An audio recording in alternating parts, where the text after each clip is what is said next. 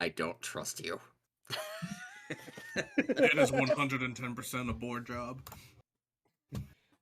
No, we don't have I'm my bored. elder anymore. Board job. Yes, board job squared. Yes. Now that we are all gathered here today. Before we continue, can I pose a question? Which animal would give a worse hand job, a boar or a wolf? What about a sloth? I mean, a sloth has actual an ability to grasp because it's a Well, marsupial. yeah, but I'm gonna say yeah, No, but no, the no, no. I claws. take that back. I take that back. A lobster. No, I still feel like it'd be the boar because, like, you'd think it'd be the wolf because it has claws, right? But I feel like it's the boar. Yeah, the cloven hooves, man. Big, meaty claws. Okay, All right. let's begin. So, everybody ready? I am prepared. Are you? No. Ladies and gentlemen, let's get ready to rumble! But my booty hole is puckered, so let's do this. All right. Is the God King himself ready? God damn it. Yes. All right. So, you guys have all had your session zeros. You have all made your way to Serpent's Calling. By one way or another, everyone has had their harrowing encounters. Some more terrifying than others. Hey, And Maybe. for a short recap of the night of where everyone ended up, the morning finds you all as Tyrrell does awaken, being completely tied down to his bed, horns and all. Nomad is Damn. it's Nomad's handiwork, as they are very secured. And as Yeah. for the two of you, the day is Nomad yours. made sure that Tyrrell couldn't hurt himself in his wild drunken stupor. Indeed. It was As, only a partially drunken stupor, thank you. the drunken stupor was from Dragonfire Ale, which Tyrrell did not remain conscious long enough to see the effects of, but Nomad did get to witness Tyrrell belching fire throughout the night. The first thing that Tyrrell sees when he wakes up are the scorch marks on the ceiling. That's gonna. And the day is Oh, yours. Yes. Give me.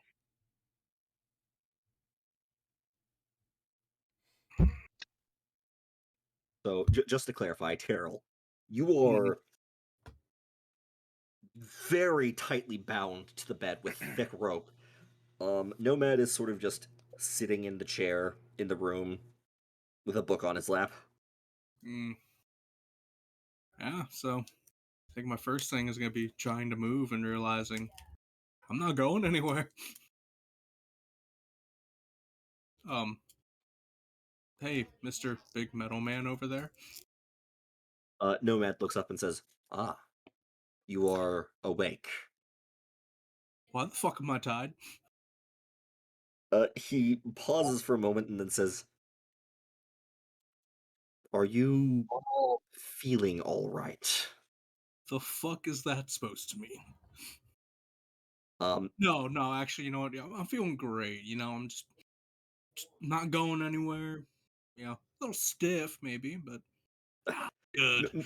Nomad looks at Tyrrell and then glances at the ceiling and back at Tyrrell and says, "Very well," and then gets up and walks over and begins untying him.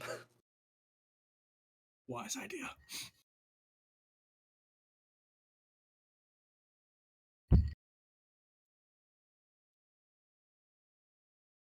Now, why the fuck was I tied up? And who gave you the rope? I'm afraid that you were in an altered state of consciousness. Uh, I feared for your safety, so I ensured that you were secure. okay, yeah, altered state of consciousness makes sense, but why did you fear for my safety? Nomad is going to glance at the door to the room and then say, "You might see what I mean when you go down the stairs." Oh boy. Okay, yep, I've known where this story goes enough times. What did you do last night? Well, I'm gonna get dressed and start Oh, making my you're way fully downstairs. dressed. Oh, am I? Yeah, you never disrobed. You just were placed upon the bed and then secured. You smell of sweat and alcohol. And sulfur. Yeah, a little.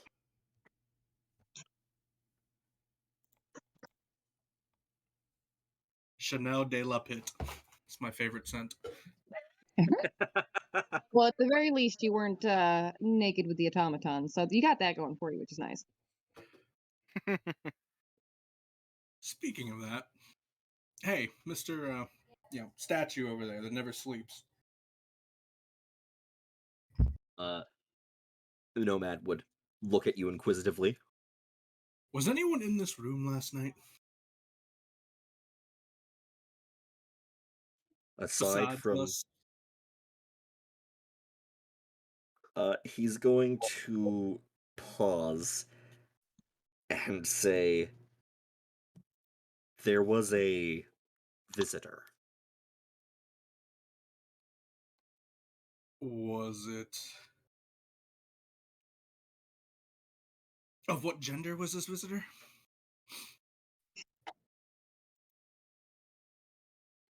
I do not believe they have a gender. Androgyny for the win. Okay, I'm gonna start making my way downstairs to see the damage. Alright, so you're both just gonna head downstairs? Yep. Alright, as you exit the room, you do see there are along the walls leading to your room and also along the walls down the stairs to the main lobby. There are several gash marks and like deep scratches in the woodwork. Which, as you're descending down the stairs, lines up rather well with the sides of your head.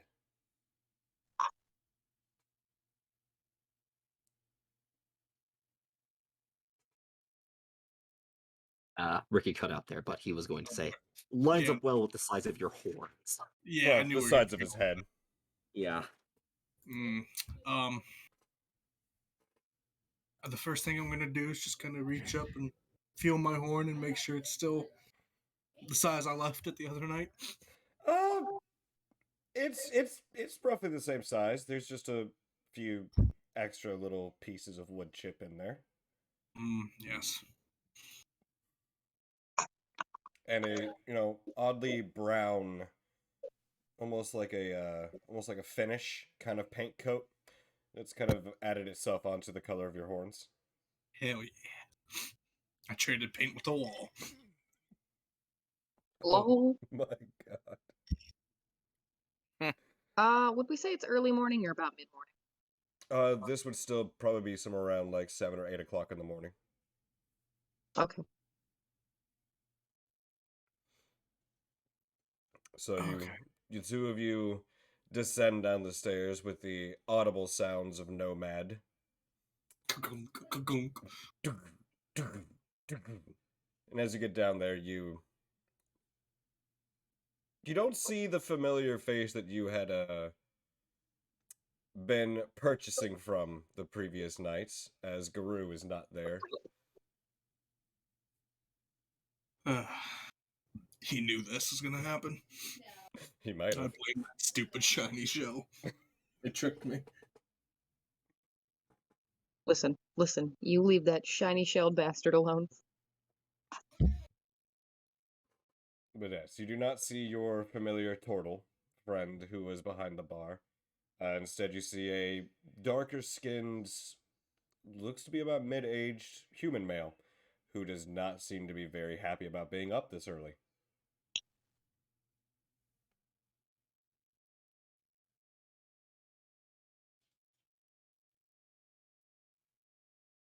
What the fuck? Mm. Sorry, I just noticed that Patrick's mic is cutting out for my Discord before I stop hearing him talk. Mm. Well, that's because Yeah, we're in he the is same cutting out. house. Oh No. no. That's not what the fuck I was talking about. Fuck you. Powers of The technology. call came from inside the house. My butt! He's Dun, inside dun, dun, the dun. computer.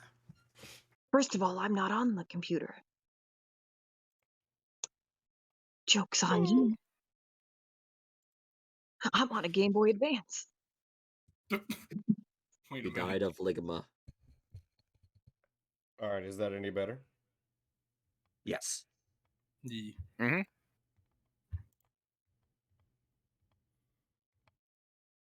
Well, here's hoping that it stays fixed. It won't.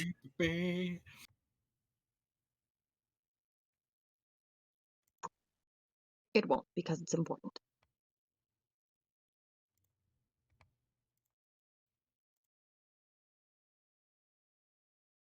Alright, there we go. Yeah. Apologies. Oh, you're good. Oh, fucking pranked me! You have pinged yourself on this day. I've done no such thing. Yeah, so you guys go downstairs and you see the darker skinned human male behind the counter as opposed to your turtle friend, Guru Shimmershell. Mm. Hey, buddy. Where's the turtle? He's night shift. When does night shift start? He just kind of gives you this really weird look. He's just like, at night?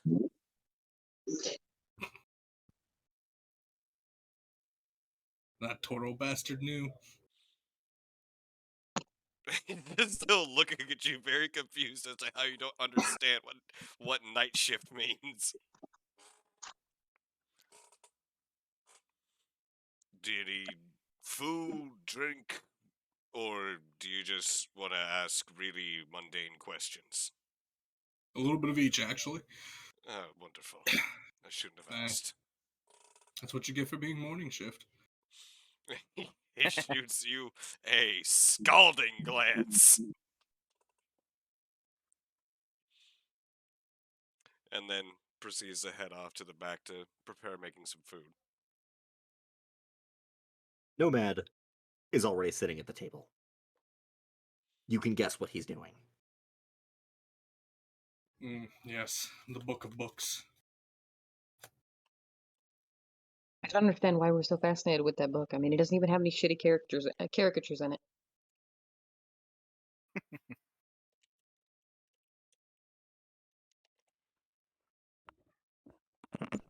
It's okay. When it happens, he'll make the call to 1-800-LEMON-LAW.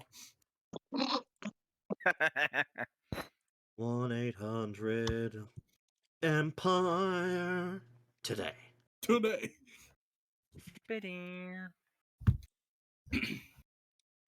So how far are you in that book? He looks up and says, I've already read the entire thing, but I am rereading it to ensure I don't forget.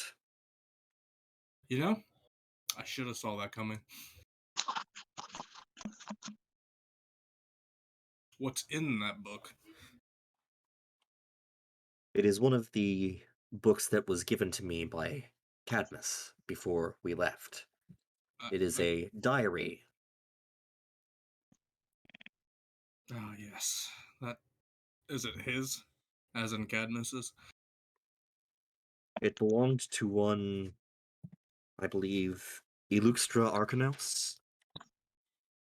Excuse me? I think you said Arcanus wrong. Uh, It belong- Nomad just kind of gives you a blank look.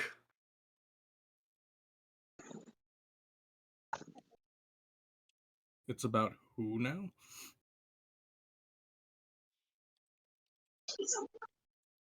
Hold on. I'm receiving guidance from the heavens. One moment, someone's using messaging.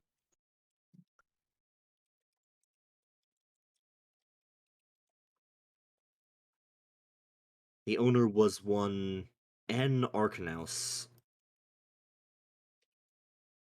Okay. I still think I'm saying Anus wrong.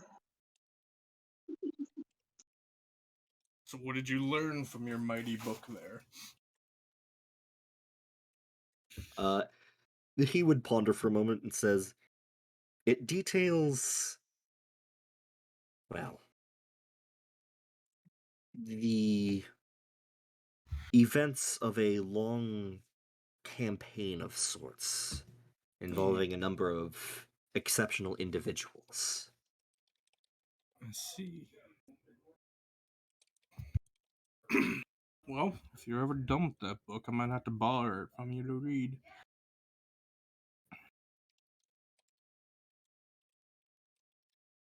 If you can read it. What language is it in? Nomad pauses and says, "I'm not certain." Then how the fuck are you reading it?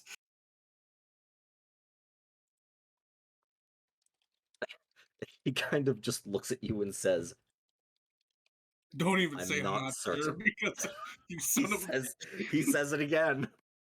you son of a bitch. You can look at the because he has it flat on the table right now, Mm-hmm. so you can see the language it's written in.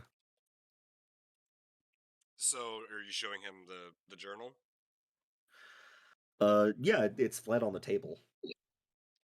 Okay. What's indie flubbering? Fuck. Tyrell, what languages do you know?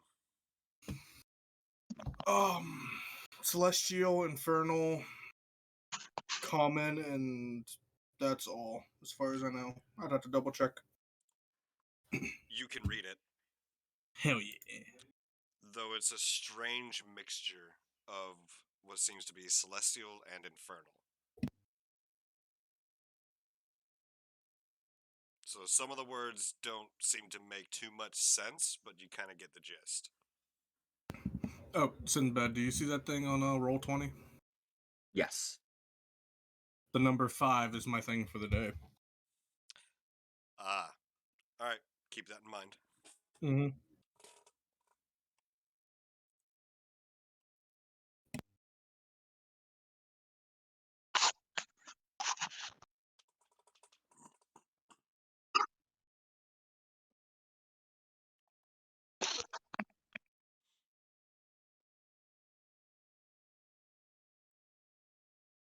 It didn't work. What didn't work? You can't roll Check for the these roll 20. hands. I see what you're doing. You trying to roll for these hands? I'm gonna wash these hands before I give you these hands. Anyway, about this time, there's going to be a very floofy, very sleepy cat wandering down the stairs. A very large, floofy, sleepy cat. Babe, I love you. So I Carry know you on. guys are I know you guys are seated at the table. Are you seated about in the middle, or are you guys at the bar? Where are you guys seated? I don't know. Corner. Where the middleman is. Corner? Presumably near a window? Yep. Cool, cool. Yeah, I'm a saunter over very sleepily, not speaking yet. Plop my happy little rear in a chair, pull it out away from the table, and stretch out and get comfy. Good morning. Good morning. And what are we up to? I am reading. What you reading? It is the diary of one N. Arcanaus. It was given to me by Captain Cadmus. Anything particularly interesting? Nomad kind of looks at you, and you get the sense that it's a. I'm not sure what the question is, and he says slowly, "It is all interesting." But is it just boring day-to-day diary, or is it like travel logs? What kind of information did he write down?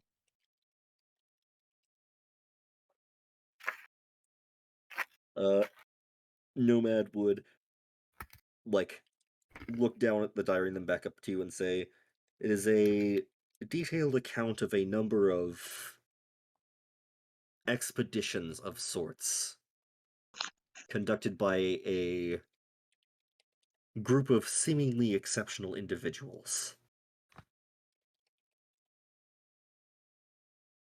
Interesting.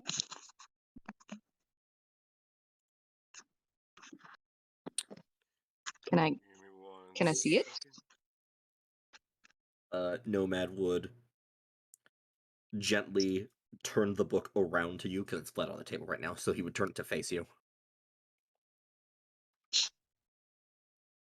Would it be okay if I closed it for a moment? He would close it for you. Okay. I'm gonna pick it up very carefully. My big ass paws.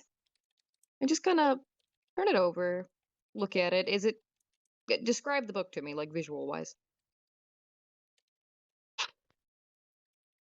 Well, it's kind of like it is clearly bound by hand. It's not like one of these. It's not like one of these hardcover, like professionally done books. It's a bound by hand diary, with a sort of red leather cover, which I believe has the name N. Arknaus on the front. Interesting. I'm gonna set the book back up, back on the table in front of you. And my head's gonna snap up and throw a greeting to a person who seems to be walking towards us.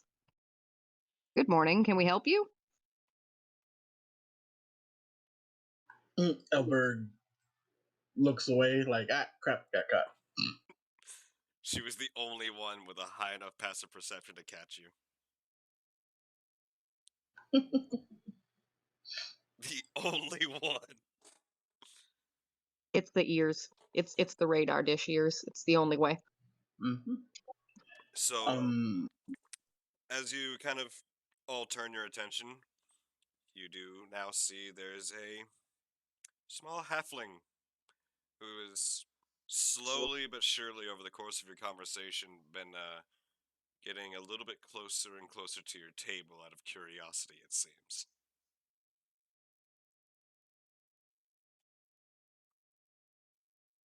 I guess it would be quite obvious that he's most likely you would assume maybe he's a priest or a man of the cloth because of his outfit. Though it looks sturdy for travel wear, it is mostly like priest vestments, kind of. Just, better that will better hold up than soft and silk or something like that. It's clearly like rough spun, but it's priest garments pretty much. And as he looks away and then looks back at the tabaxi, he'll say, hello, didn't mean to, okay, well, I didn't mean to pry. You guys aren't exactly the quietest bunch here. I'm assuming the three of you know each other, yeah? Um, Nomad would barely, but yeah. Nomad would kind of look at Tyrell and then at Misty, and then back at the halfling and say, "We have been acquainted a short while."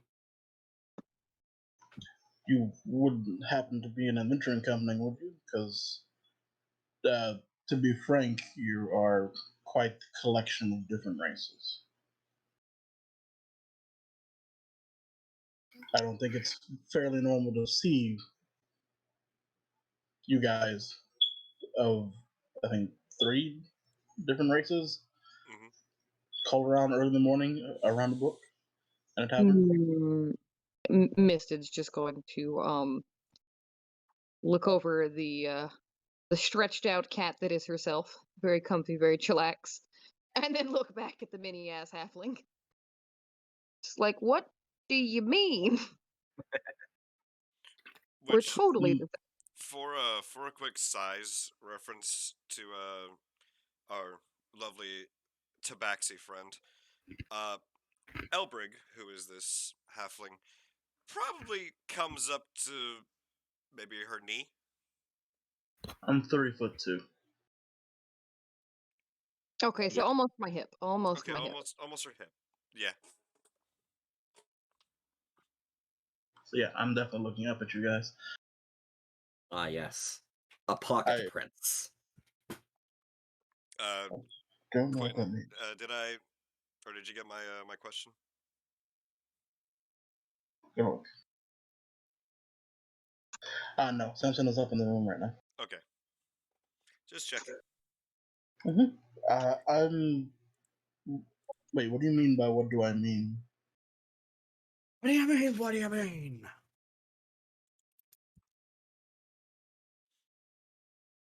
Oh, it's strange to see 3 different races hanging out in a tavern surrounded by a book about adventures of some type of arcanist, apparently. Most races keep to their own unless they're adventurers. Adventurers seem to be the ones who blur the lines, and the normally racial tensions aren't as high. If I don't know about you, but if I kept to my own kind, I wouldn't have very many friends. Are your kind that rare? I do not know about tabaxis as a race overall. I've got general knowledge. There's a reason you don't know much about tabaxi. It's because there aren't a lot. Which, I mean, in some cases, that would mean you'd stick to your own even more so. Never mind. So, reason I came over is talking about an arcanist of some sort. I like information. You now have information about an arcanist. Oh, you're Correct? just curious then. Well, yes, because of the word arcanist or arcanos. I couldn't tell as much. That's why I was Nope. trying to get closer. Nomad would speak up and say, "It is Arcanaus. I believe Okay, it so- is a name of sorts." Okay, so not arcanist, but arcanos as a name of someone, and this someone is You an are actually adventurer. you are familiar with Arknaus. Okay, cool. Arknaus is the 14th crown. Crown. Okay. The crown of death, mortality, and change. See, I knew there was out of character. I knew there was a reason why something was pinging in my mind, and I had an interest. It wasn't just because of the fucking. Yeah, I knew there it's was. of the shrines that you had there in Farfathoms, the one that you were most typically around, Arknaus's was one of them, but due to the dialect difference in the sprawl, it was pronounced slightly differently. So hearing it here, it sounds familiar, but now understanding like they're saying no Arknaus, which in the sprawl would probably pronounce something more like Erknaus or something of that sort, depending on the dialect of Farfathoms as opposed to some of the other island regionals. But yeah, you kind of put it together that they're referring to the 14th crown. Well. I knew there was a reason why I was so interested. At first, I thought you were saying arcanist, and that has my general interest, anyways. But I believe you're actually talking about the 14th crown, and I have a vested interest in the adventures of those who take up that mantle. You wouldn't be nice enough to share a book with a stranger, would you? Nomad has to seriously ponder this for a moment. And he's going to say, "It was given to me as a gift, on the condition that I be careful with it. As long as you are gentle and do not damage it, I will allow you to see it." Misted's gonna pull a chair out and offer it. All right, wonderful, wonderful. About this Gordon, go time, ahead. you guys do see the darker skinned human reappear, and again seems very grouchy towards Tyrell as he walks over with a plate of food and a bit of drink and sets it on the table in front of the tiefling and just kind of looks at him and is like, "For you, that'll be a silver." I just hand him a gold piece. And he just kind of looks at it, and just walks away. Doesn't even offer for change. No. Bring that booty back here. He just kind of turns around slowly. Good morning, Traga. "Good morning, Misted. Can You I need get some anything?" bread? Can I get some brekkie, please? The usual. Yes, please. All right, 5 copper. You know the drill. And he walks back and starts making some more food. Well, seems you guys are well off if we're giving gold pieces for silver. You're sure you're not adventurers? Well, I mean, I don't know about them, but I'm always on the adventure of knowledge. She makes a very particularly goofy face while saying this. This is true. To be fair, that's just my face. Well, are you joking? Your face says you're joking. No, I'm not joking. I'll look at the other two. Nomad would say, "I'm unsure what manner of profession adventurer is, but for the time being, I am merely a traveler." Adventurers are those who kind of get together, as I said before. Normally, they don't pay almost any attention at all to any racial tensions, no matter what they would be, and they go out and take care of some of the crazier things that happen in the world: bandits, monsters, roaming beasts, all for the wonderful, wonderful loot, as I use air quotes. And Elbrig is saying this with like just a deadpan bass and a monotone. Oh, that sounds like Tyrell. Excuse me. Look over. Well, at isn't that what you Tifa. do? Well, isn't that what you do? What? Roam around and do things? Take care of beasts and monsters and bandits for money and Not so items. much bandits, and I don't do it for money and items usually. Beasts is one way to put it, I guess.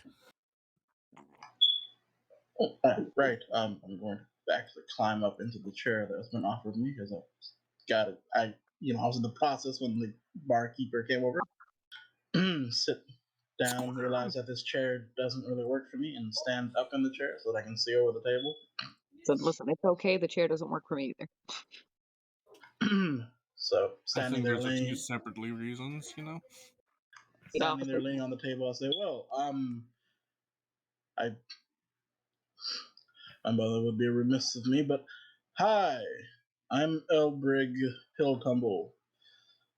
Nice to meet each of you, whose names are," as I look at the more talkative Tabaxi first. Misted's gonna offer you a rather large paw. My name's Misted, but you can call me Misty. Nice to meet you, Misted, as I take your paw and instead of shaking, seem to observe it.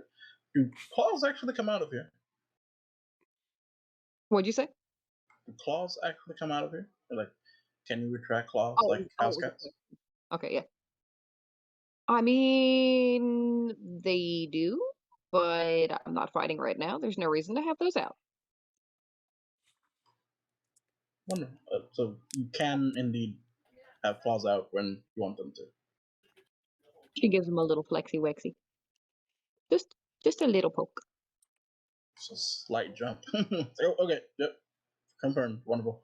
Move on to the Warforged as I let the paw go. Metal Man, your name? He would look at you and say, Nomad. Ah, Traveler, Nomad. Yeah, it works. Okay, wonderful. And then Terrell, I believe, because Mystic Yes. said that was her name. Wonderful. Okay, well, thank you for being kind enough to let me look at your book about the Fourth Crown. Um, I'm going to read now and probably ignore all of you. Then slowly pulls the book closer and begins to ignore everyone else as he reads the book. It is about this time that Mystic pulls out the sketchbook Oh no, not and again. is now, sketching shitty caricatures of Mr. Halfling in his way too big chair and the human-sized book. Actual size. Which is an excellent time. I'm just gonna leave that there. Thanks, Bo.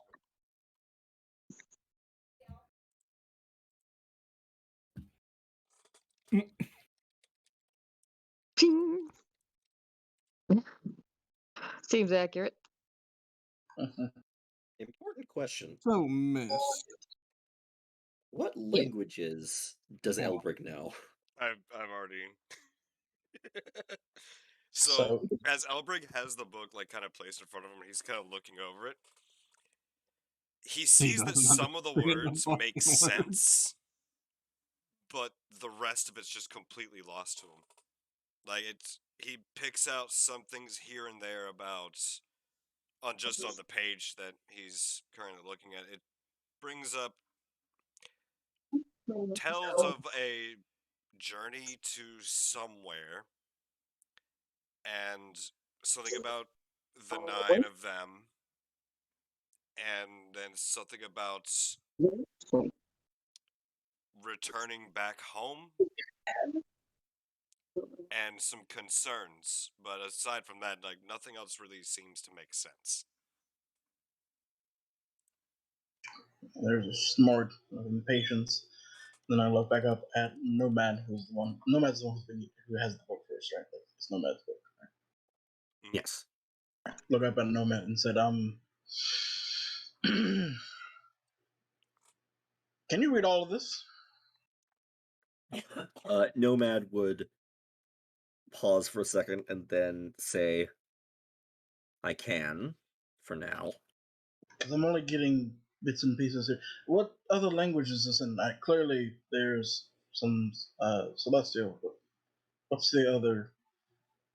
It is written in the Arcanian language. In the So- arcane lingo. I'm telling you, it's the English language. Nomad does not stumble over words. Daniel does. Yes, Nomad says it is written in the Arcanian language, which I believe is a mix of Celestial and Infernal. Yeah, you're Oh. pretty close because the other half of that is partially infernal.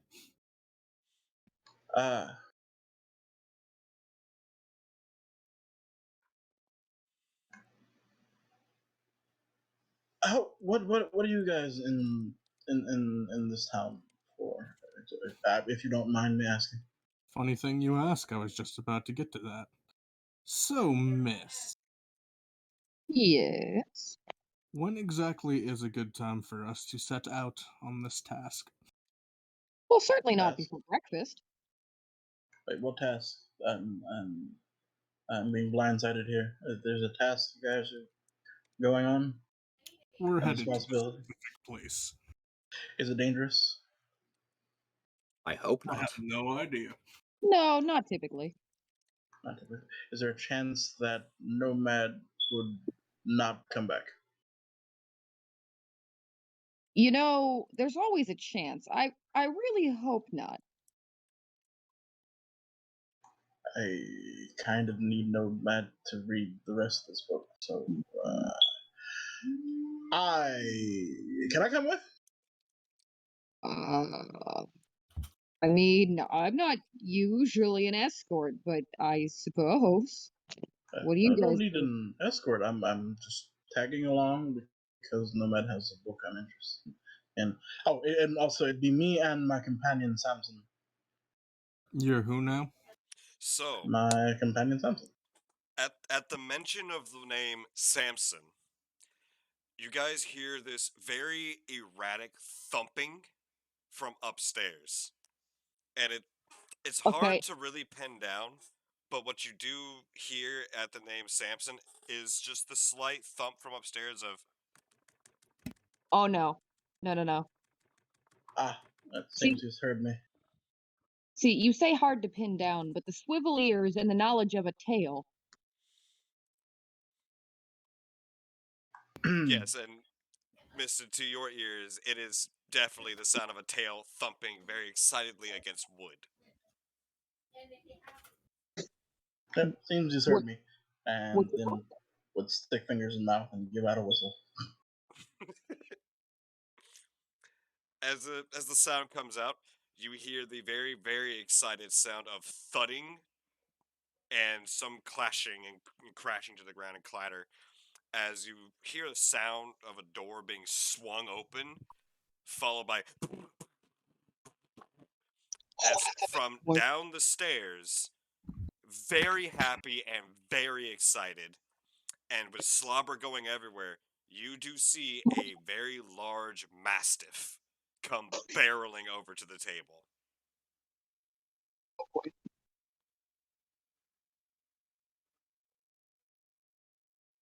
Lean out and So that's Samson. Who now looks yes, at this you is with something. slobber just Oh God, running down no, his no, face. no. Control it. That is he who shall not be named. Nomad kind of looks and then says, "Your dog is large." No shit. I can just picture Tyrrell's face right now. Yeah, No. See, you had me. You had me. I was gonna be okay. I don't have a problem with dogs. But then you said slobber, and you know Misted cannot stand to have shit on her fur. He is very happy and very excited. As was evidenced by the slicks. He is very happy and very excited. And now has full attention on Tyrrell. Oh, perfection. Good boy, go chew it. yeah. Mm-hmm. So Samson here, though he's quite happy right now, is my companion and normally my escort. Because who's going to fuck with a halfling when I have this large fellow with me? At this It's moment, quite Traga, fierce when he's not. as Missy had called him, Traga returns from the back with a plate full of food and goes and sets it on the table in front of Misty and then produces a flask for her to have there on the table. And then just kind of holds his hand out. And she gives him his 5 copper. Mhm. Thank you. And he just kind of nods, looks at Samson, looks at him for a moment, and Samson they just kind of like lock eyes for a moment. And you see Traga just kind of like walk back over towards the bar, like still maintaining eye contact, reaches down and grabs something from behind the bar and pulls out a big slab of meat. And then just kind of chucks it over to Samson and walks away. Just like, nope, keep the dog over there. Like the smallest of smiles crosses Elberg's face. Elberg has a very dour looking face. Like normally halflings, just in general, are quite happy people. Elberg seems to be the opposite. But when the slab of meat is chucked at Samson, there's a very small smile, just like that small upturn of just the side of the mouth.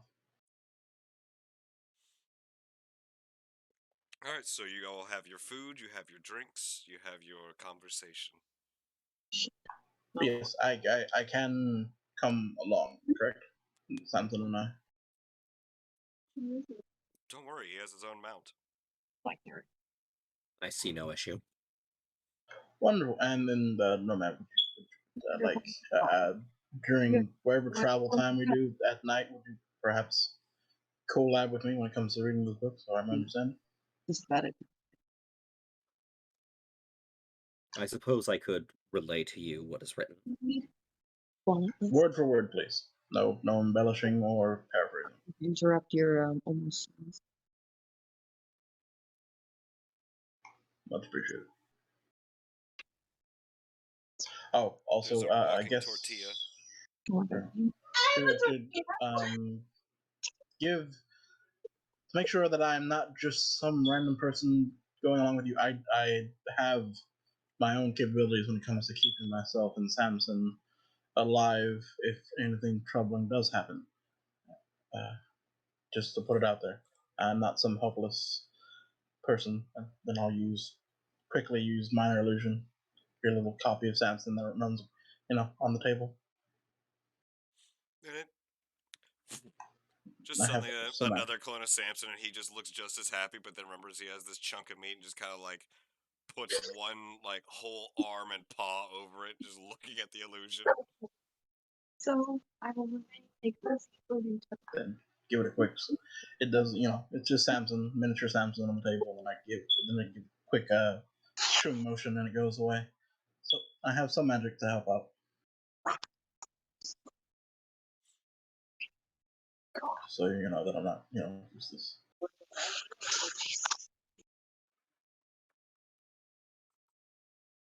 Also, forgot about this in the excitement of the new book. Any of you sailed here or sailed to other places or have a sailor's life at all? Nomad would look to Tyrell and say, the two of us arrived last night on a ship that left from Zerdo. Missed it? You? Not, I mean, I've been on a boat. Wonderful.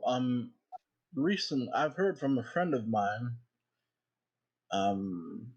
that recently there's been some trouble with sailors and sea creatures. Any of you heard anything about that?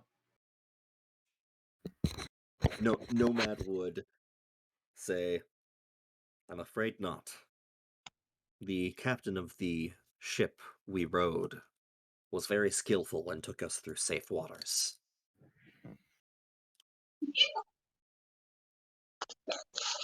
Wonderful to hear. Just general question. But yes, I'll leave you to finishing your meal so that we can. I'm gonna go grab my pack from my room and be back so that we can leave when you're ready. I'll be right back. I pop off the table since I've been standing this entire time and scurry up to the room. Before I duck out of the way and the side of me, Samson, stay, and off into my room. Misted's eyeballs just kind of dart over to Samson just to make sure that he's staying right there and slobbering all over his delicious steak. As your eyes pass over, he's in the middle of chewing and just immediately just like locks eyes with you, and the Oh, tongue God. just kind of like lolls out a little bit. Tail just kind of fluffs, not looking away. Stare at the dog. Beanie, no ma'am. Speaking of dogs, your bean wants you. That should be fine. When you So- gaze into an abyss, the abyss also gazes into you. Oh, so you've seen Lena. So I'm guessing that everyone's finishing up their food and their conversation and Well- drink and ready to start going about your day. Yeah, I would say so. Yeah, what time of day would you figure it is now that we've all been BSing for a little bit? At this point, it'd probably be about 9:30, 10 o'clock. Hmm. I don't know, y'all might be on your own. It might be about prime nap hour.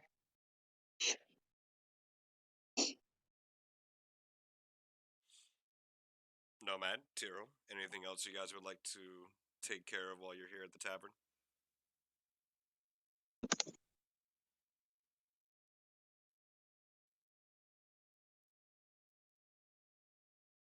Nomad has his pack already and appears perfectly ready to set out. Alright, Tiro? You're muted. No, I'm not. You're muted. No, apparently did mute itself. That's weird. Nope, I'm good. Alright. So as Elbrig goes up there and you all have the means to go on your way, you all step up to pay the last bits for your rooms, and Traga just kind of looks at you all, rolls his eyes, puts a hand up and just says, don't worry about paying for the rooms, it's already been handled. Just, please, the dog, so much moisture. Just to ruin the wood. And he just kind of looks at the walls, and the tiefling just, it'll be fine. Just please, Get out. be my guest. And You're you all- welcome for the decor. And he just kind of glares at you again and sighs. I'm going to be repairing that myself. Oh, For the next few days. Thank you. And you all turn and you leave the waterlogged weasel.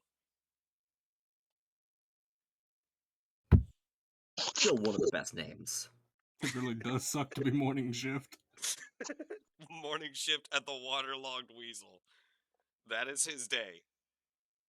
Morning shift at the Waterlogged Weasel after one of the worst nights this town has seen in many years. I don't I know. take pride in that.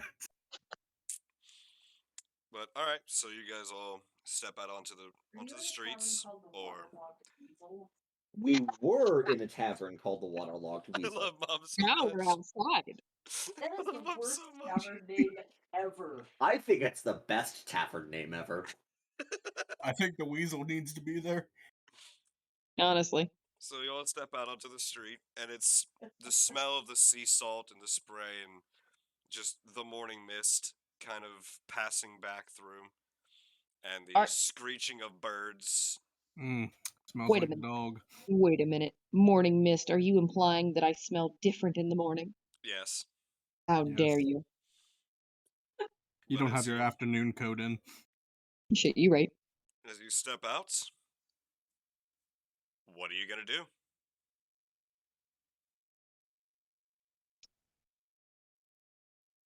Well, I'm gonna need the DM to pay attention for a second.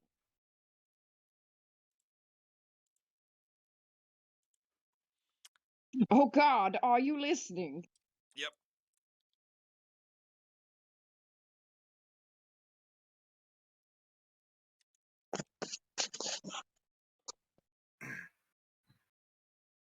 Odd, is that you?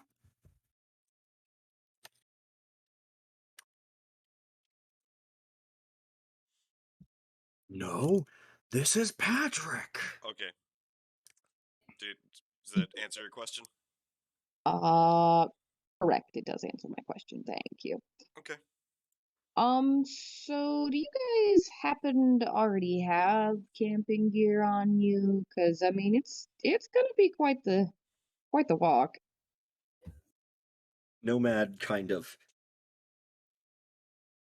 looks at Misted and then at his pack and says, I will be fine without. How long do you expect this journey to take if we walk? Well, that depends. If we stop and sightsee, it could take over a week. I'm sorry, a week? Mm, Yeah. Oh boy. Have you looked at a map? A little bit, but I didn't think it was going to take that long. What would Well- the time be if we had transportation? A little less than a week. So, to make this trek, Misty did it on foot.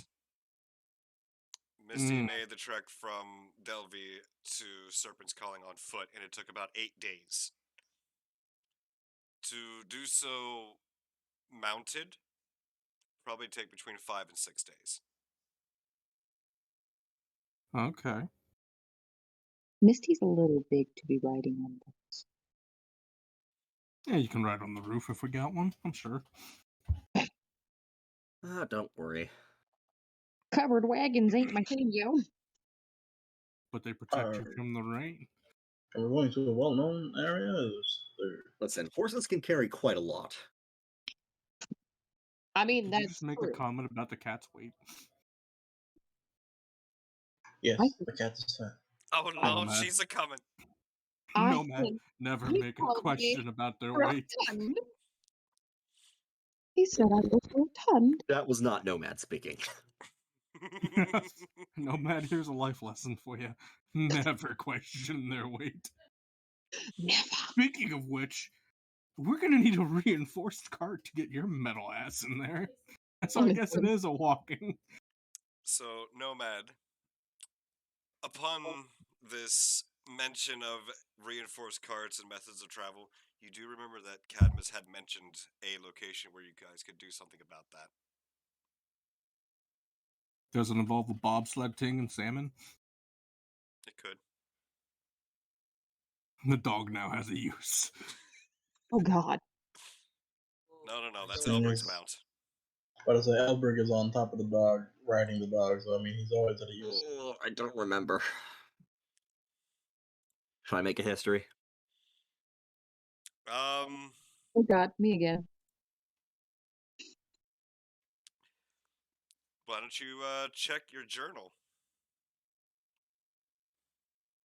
Because you have one of those. Are you kidding me? We have access to knowledge? Right. Well, I My mean, journal. maybe not Tyrell. This is fair. Nomad. Oh. Ah. Nomad would like, as you guys are talking, Nomad like pulls out another book, which is different from the ones so far. Takes it out, flips through a few pages, puts his finger on one page and like runs it down, and then says, "Ah, yes, we could go to the Thundering Shores stables if we need mounts." Hmm.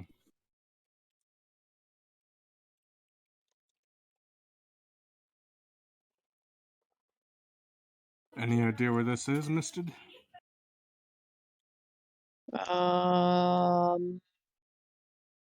You've never really needed a horse. Yeah, I kind of like my walking speed is about the speed of a horse, my guy. Hmm. Debatable.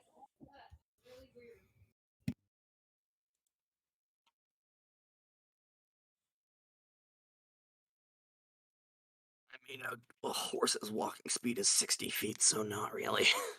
No, I just now looked that up. Yes. Nomad would say, I believe it is just outside the gate into Serpent's Calling. The Wait, what's eastern this gate. What's just outside? What's going on?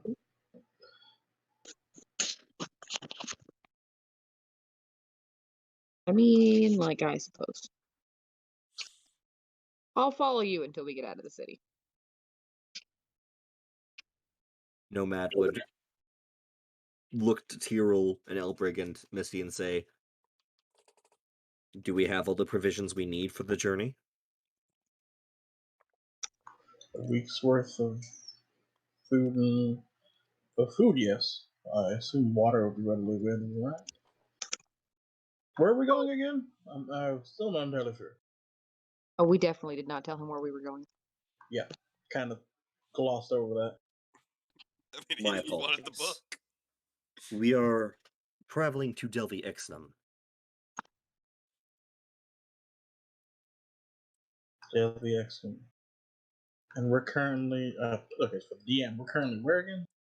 Serpent's Calling. Serpent's Calling, we're going to WX. Okay, wow. That's Around the mountains, no secret tunnel. and we're not taking a carriage or something? Gee, that's really up to y'all. Oh yes, because that foot measurement is real accurate. Super accurate. I'm just 55 saying there's feet the whole away. Ashen Wake and all that stuff. No, through the mountains. There is no secret tunnel. That's what I'm saying. Like, What? we're But doing what all if that. we make a tunnel? But no, they were discussing going to the Thundering Shores stable, which Nomad had made notations in his journal from his conversation with Cadmus, that places these stables on the outside of Serpent's Calling easternmost gate on the eastern road, Okay. where That they makes more could sense. possibly purchase a horse, wagon, and cart and whatnot. Gotcha.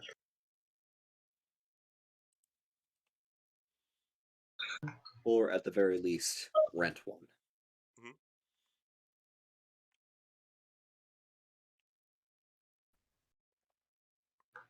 I'll just follow along then. That sounds reasonable to me. I mean, that is up to you guys as to whether or not you would like to go get mounts. We're now going to go get mounts, I think. Okay. Then let's go, my guys. Alright, so you guys start walking towards the eastern gate. Yep. Elbrig, Nomad, Tyrrell.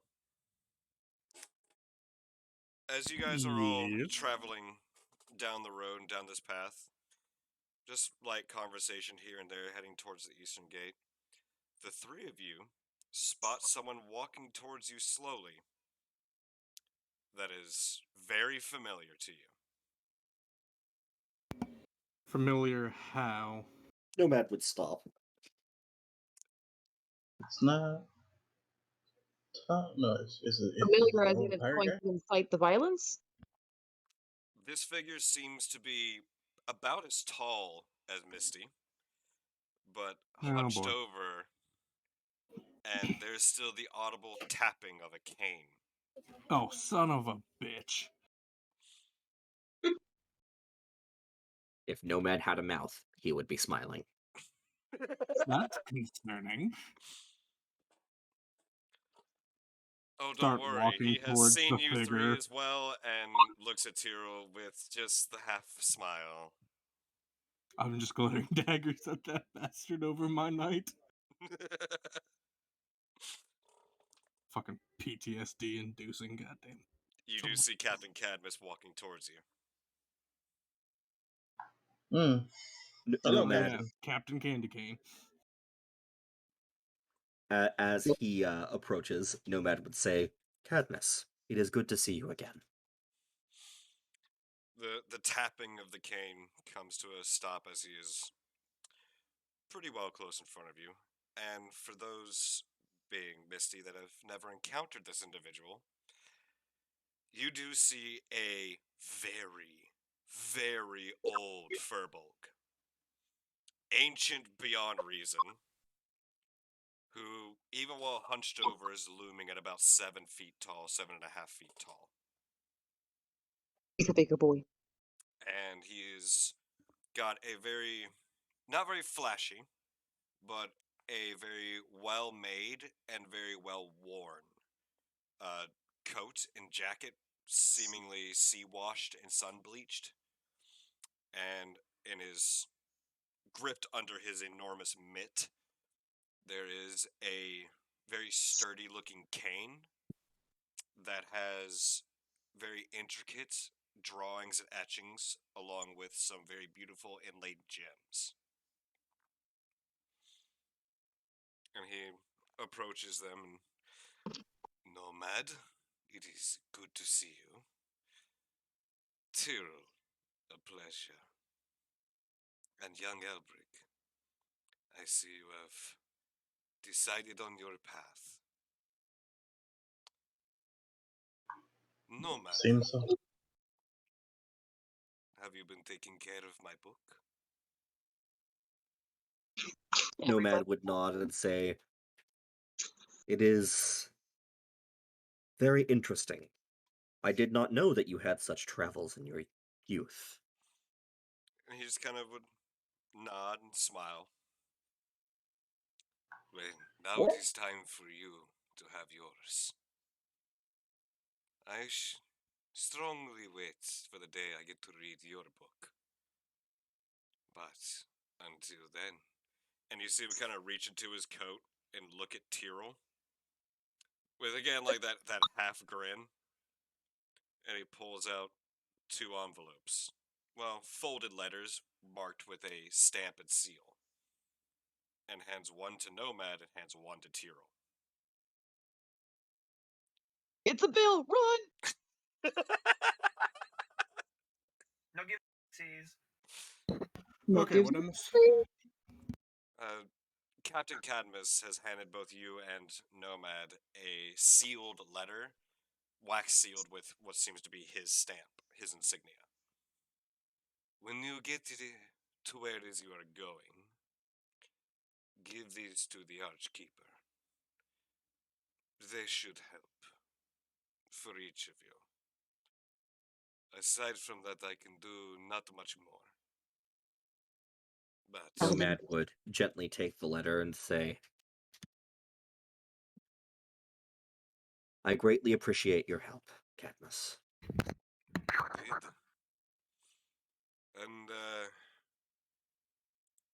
given your current heading, as he kind of like looks behind him, it seems you will be seeking Godula and Dorag.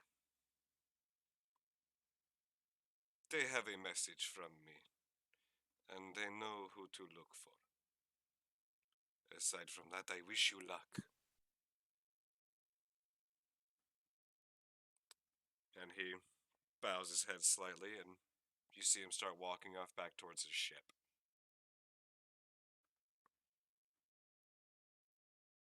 Nomad carefully tucks the letter away in his pack. I do the same. I put mine away in the pack. Damn, I told you not to keep the bills. It's junk mail. What, from Cadmus? For Nomad? Never. For Tyrell? Possibly. For Tyrell, definitely. That man is so gullible you can double charge him. Carol's gonna open it up and it's just gonna say, "We've been trying to contact you about your car's extended warranty." Yeah. We've been trying to contact you about your journey's extended warranty. For the love of God. It's okay. I will have my revenge. Alright, so you guys are heading off to the Thundering Shores. Indeed. Yes. Alright. As you are passing outside of Serpent's Calling and passing through town, you do notice that it's beginning to get a buzz with the morning routines of the inhabitants. People are opening up their shops. People are running from place to place. Just a few of them, you can hear them barking under their breath. Fuck, fuck, fuck, fuck, fuck, fuck. I'm late, late, late, late.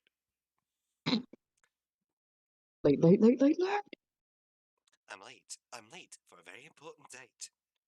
But as you leave out of the eastern gate, which has a marker that reads to the Viper Road, you are now outside of Serpent's Calling. And looking to your left, you do see what appears to be a large structure with very wide acreage of fencing.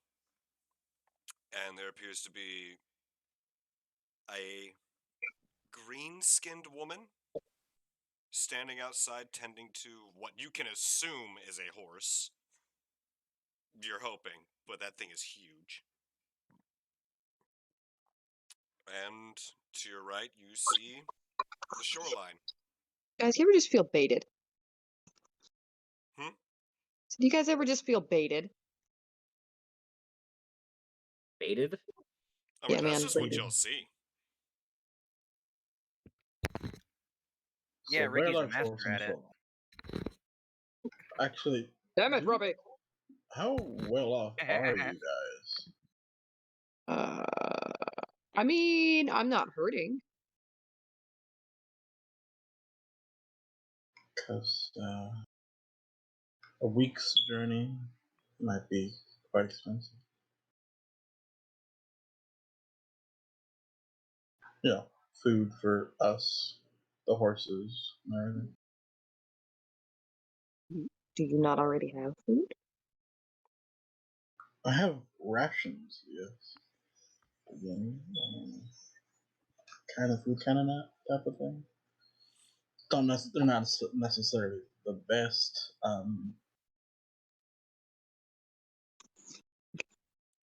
Rations aren't normally very good. Again, just wondering. It certainly can't hurt to inquire about how much they would be. Let's see. Unreasonable.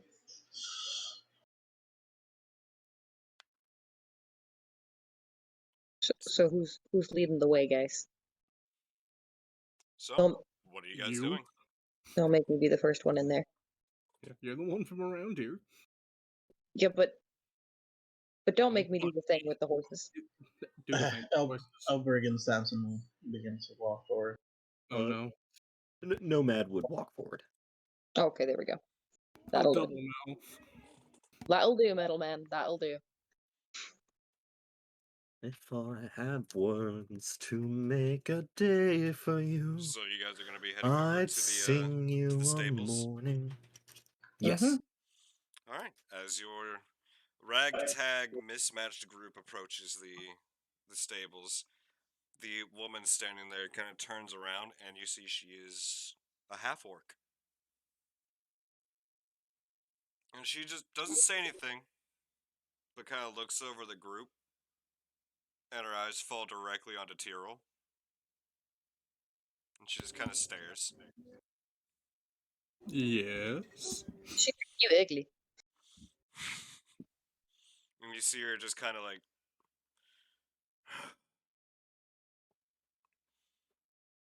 And then just turns around and walks away. She said And no. Nomad. Nomad. Said nope. Is Tyrell some type of ne'er-do-well Nomad. or criminal? I mean, he's a blue tiefling. Look, in character, like I'm talking to like Nomad and Mister. Is Tyrell some type of criminal or ne'er-do-well? He's getting bad reactions from everyone we meet so far. You know, Yes. Self-imposed. I You know, run an I underground think that's mafia. just his face. A few Coming moments from the later, giant she comes cat. back out.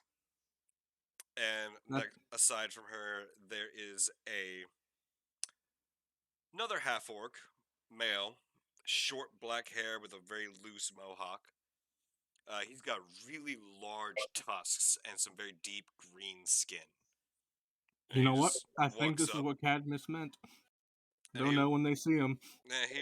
he walks up and approaches the group, looks over Nomad, looks up at the enormous cat, Wow. looks down at Elbrig, and then his eyes also kind of pan over onto Tyrell, and he just kind of, you must be Tyrell. Yes. Well, he wasn't wrong. You're really hard to miss. Blue as hell. Figures that Cadmus would use me as the goddamn know-it-all. Well, you're a blue tiefling. Not And too many of those around. that's a fair point. My name's Doric. Nice to meet you. So what else did my fine old furry thing tell you? Said that you might be in need of a ride. This is true. Nomad would nod and speak up and say, "Yes, we are seeking transportation to Delphi Ixnum." He would kind of nod and looks over and Gadula, you'll fetch him, won't you? And she kind of rolls her eyes, nods, and you see her step into the fence and then disappear around a corner. So, are you getting individually, or would you like a cart, a wagon? If I had to take a guess, I'm gonna assume a wagon is the easiest. All right. Nomad would nod. Pause a little bit. I think I got a good one then. All right. And you see him just kind of wander back into where they had come from, and he comes back, and he is literally pulling himself, pulling a rather nice looking cart. It appears to be a covered wagon with a riding bench on the front, and it's in really nice condition. Like, it's really nice. Looks very sturdily made. There are metal connections and joints. The wheels themselves are in really good condition and seem to be very strong. And he literally is just picking this thing up and is pulling it out and just kind of sets it at the end. Let one do.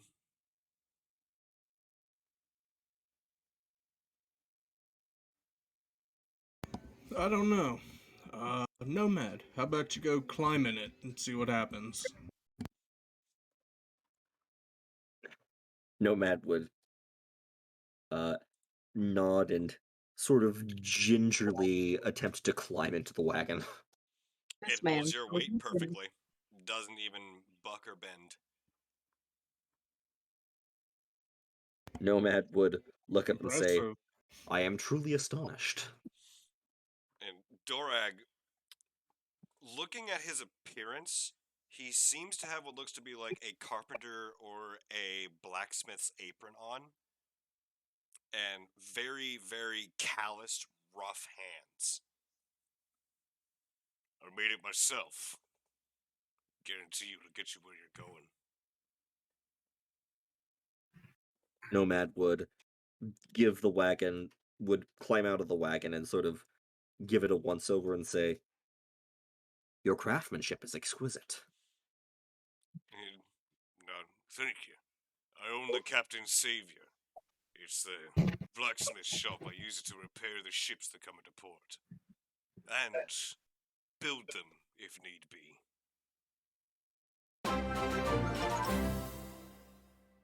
Nomad would think about it and nod, and then would let a second pass and say, "How much do we owe you?"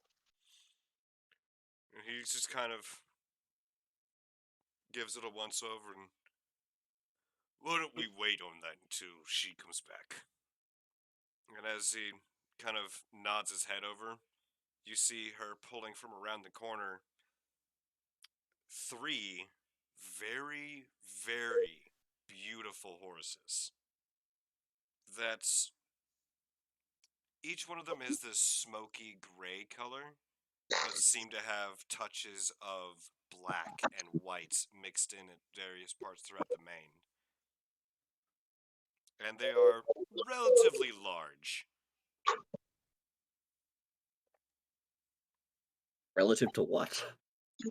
To what most horses would probably be. Like, are they like Clydesdales? 'Cause those are big ass Roughly. horses. Alright, cool. Big horses. Mm-hmm. Big ass horses. Now, wait a minute, I could plop my ass on that horse. And as she comes around, she says, all right, you can have 2 of them. And there's one that appears to be a male. It has more of a darker coloration to its gray, so it's a bit more black than it is gray. And it seems to be perfectly calm and just very, very peaceful at the moment. The second one is slightly more of a brownish tint to its coat and appears to be a female. And the mane itself is a bit longer. And the third one is more of a brighter, whiter color than to its just gray. And it seems a little bit smaller than the others, but not by much. And also appears to be the female.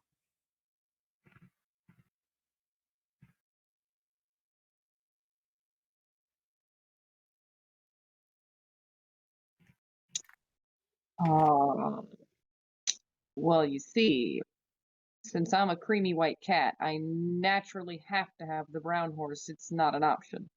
Okay, so that'd be the second one. Yep. Naturally. Okay. Nomad would look at the horses and sort of sheepishly say after a moment, I'm afraid I do not know much about equine creatures. I will leave it to the others to decide.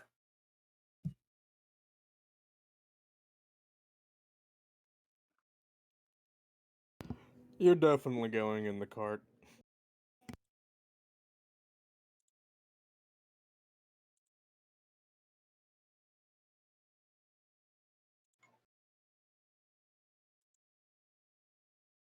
We have two males and a female, or two females and a male. Two females and a male. Number one is a male, the other two are females. And The we've first one chosen. is the darkest of the three. We already got the brown one, which was the second one. Yeah, it's a bit more of a brownish tint to the gray, but Who still the very fuck gray. is revving their Harley right outside my goddamn window? I know not. The Harley Master. So yeah, Albert just gonna point to the other darker colored mare. I have like a splinter or something. So 2 and 3. Mm-hmm. Okay. And she just kind of nods and pats the big guy. And she's like, maybe next time, buddy. Huh? And then slaps him and sets him on his way. And he trots off he goes and back around the corner. Does anyone know too much in character about wildlife or beasts? Nope. Anyone with a nature or Yeah, I mean, like, I have animal handling, if that's... What do you want me to roll it? Is that what you're asking for? No, I'm just curious. Nomad knows almost nothing about animals. Okay. I'm a naturey I person. do not believe But I that won't I work- have a background in it. Yeah, they look like really nice horses. And she leads them over and hooks them up to the cart. And then she just kind of nods at Dorrigan, heads back around. She goes, I'm attend to him. You know he gets a little heartbroken.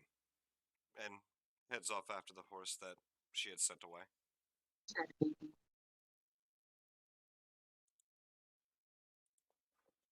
You just kind of, right. So, you happy with that?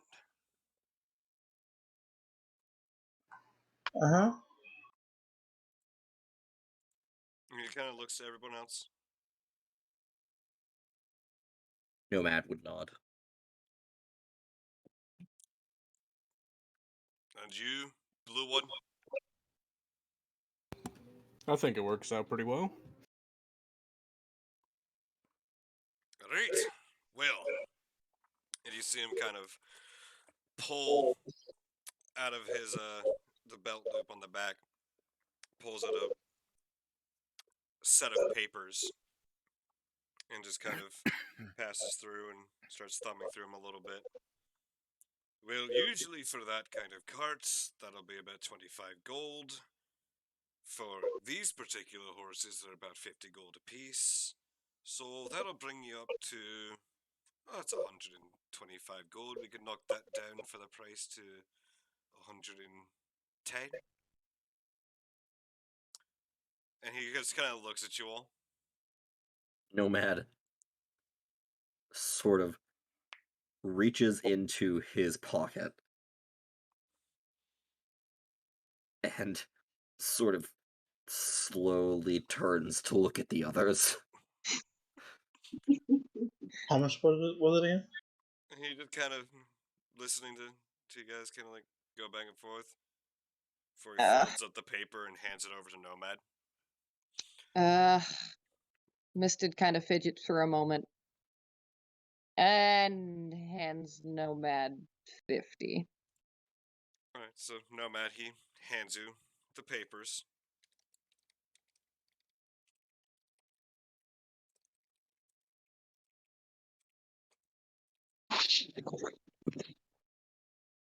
Tyrell's getting his ass kicked after this. Why am I getting my ass kicked? Bitch, you ain't chip in! Oh no, I plan to chip in. My only issue is I don't think we have enough to cover that. Nomad Dorak looks up at- smiles and then walks away. So how much do we have between everyone? Nomad looks at the paper and then looks back at the other party members and then I hands swear the to God, 50 if you gold back hand to me... Misted. Does she have 50? Nomad hands Misted back her 50. Okay. Because I have 50 on Well, me. no, and then She he has said, 50. We need to cover 10 well, gold. you see Nomad hand the 50 gold back, the gold that Misted had given him back to her, and then says, Cadmus truly is too good to us. Did he pay for it? Nomad nods. Son of a furry bitch. Furry bitch. Oh my god, the So wife. we're good, and we'll be setting out. Yeah. Nomad nods and then says, and then, as an afterthought, looks at the horses and then back at the others and says,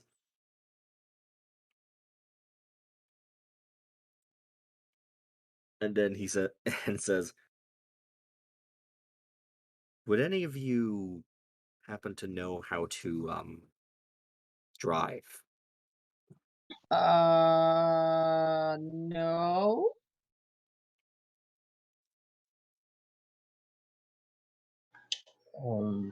I mean, we're just going to be going along the road, right? It can't be that hard.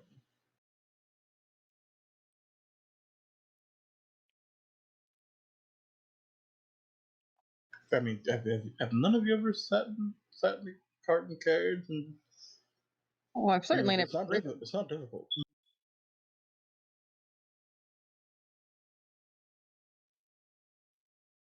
Well, Nomad would everything's all set up for you guys. And the horses are waiting.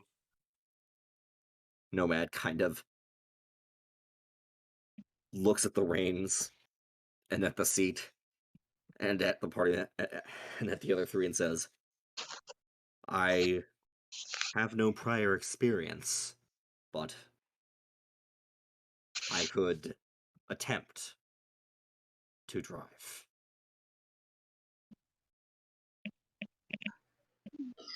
Oh yes, let the baby drive. Okay, here's another question. If no one here knows how to drive the cart, I mean, I've got the basics down. It's not, I don't think it's too hard. But does anyone have any affinity with animals? I'm good with Samson, but just Samson. Does anyone else have like an affinity to animals in general? I mean, like, I'm good with most animals. I just.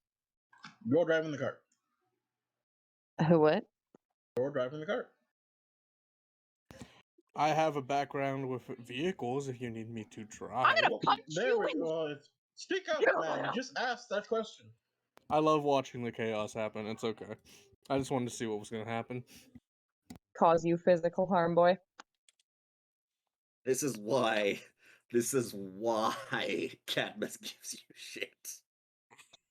Yes, this is exactly why. It's because you deserve it. Alright, so you guys have decided that Misty is going to be the driver? No, No, the guy with the vehicle background who just fessed up is going to be the driver. Okay, so Tyrell will be the driver. Yeet. Wait, Alright. why is the cat driving? So, The cat doesn't want a dry potato. so, who's gonna be riding in the cart? Nomad. Okay, Nomad. As you approach the back of the cart, and it's got a nice like dip at the very bottom where you could put a foothold in to get in easier. Stepping into the back of the wagon, it is a covered wagon. You do notice that there's a few sacks in the back of the wagon.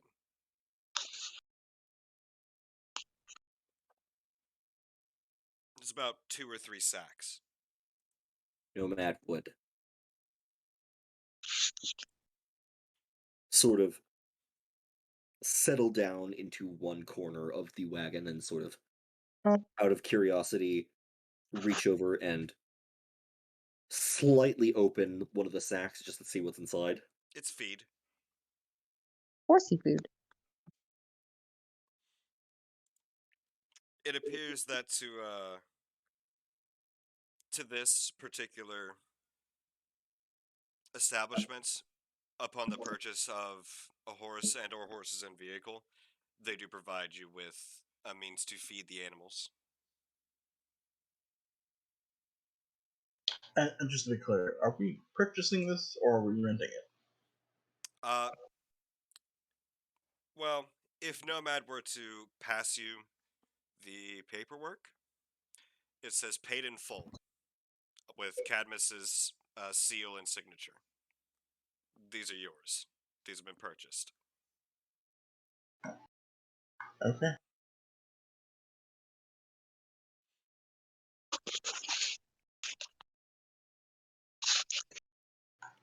I'm gonna. And this cart is like a. I mean, this covered carriage can hold what? How many people in it?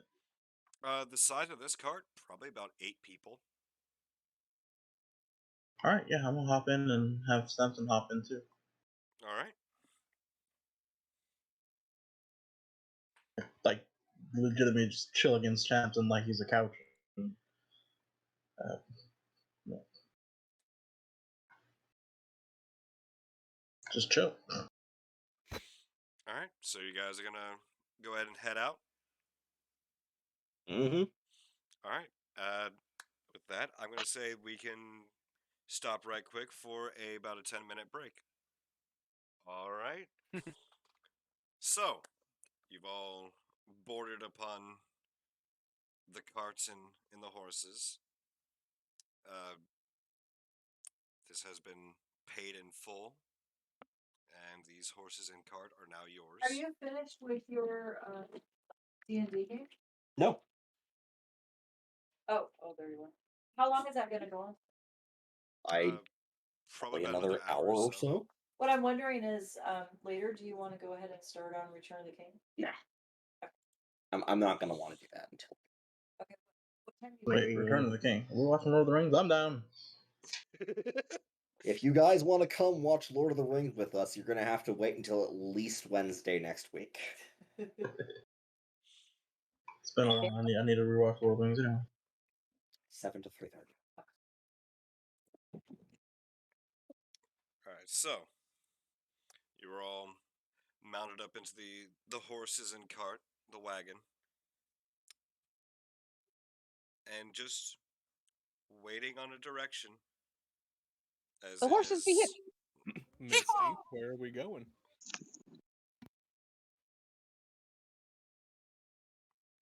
I hate you all. In what direction are we going, Misty? I need directions. We are going to be going north. Hello? With the pingity ping ping? We're going to be going northwest. What the hell is a pingity ping ping? Excuse me. Did you not look at the map? Oh, never mind. Okay. Ping, ping, ping. Northwest. Yeah. Oh, what is that? Oh, ash tone. And Okay. so we set off. All right. So everybody is mounted up and stowed away and tucked in and ready to go. So This particular wagon has a bench on the front that is wide enough for 2 individuals. Typically one to drive the horses and the other one to keep lookout. Well, Misty, I know where you're going. I hope you like being real close to my fur. It's hella soft. And I'll make a nice pillow when I fall asleep. So Just don't you fall asleep at the wheel. so we're I'm gonna fall have asleep with the reins, thank you. so we're gonna have Tyrell and Misty on the bench, with Samson and Elbrig in the back alongside Nomad. Correct? Mm-hmm. Seems like it. All right. It's getting closer to about noon at this point as you all had set off. You're leaving Serpent's Calling. Not too much in the way of vegetation out here. It is not necessarily deadlands, but a lot of the salt spray off from the sea gets carried by the winds, and so it renders the grounds salted. So not too much in the way of vegetation growing here. It's all gray and brown and almost like ash and stone. But as you all begin your journey, so which one of you two is keeping lookout? Misty's suppose keeping that is lookout sonar since I ears. drive. All right. I need you to go ahead and roll a perception check for me. Oh, poo, it's not going to add my modifiers on roll 20, is it? No. That's why you can do it on Beyond.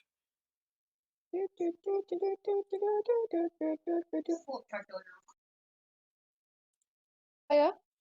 No, hang on. Hang on, I gotta remember. If I just click the... Mm-hmm. Yeah, it's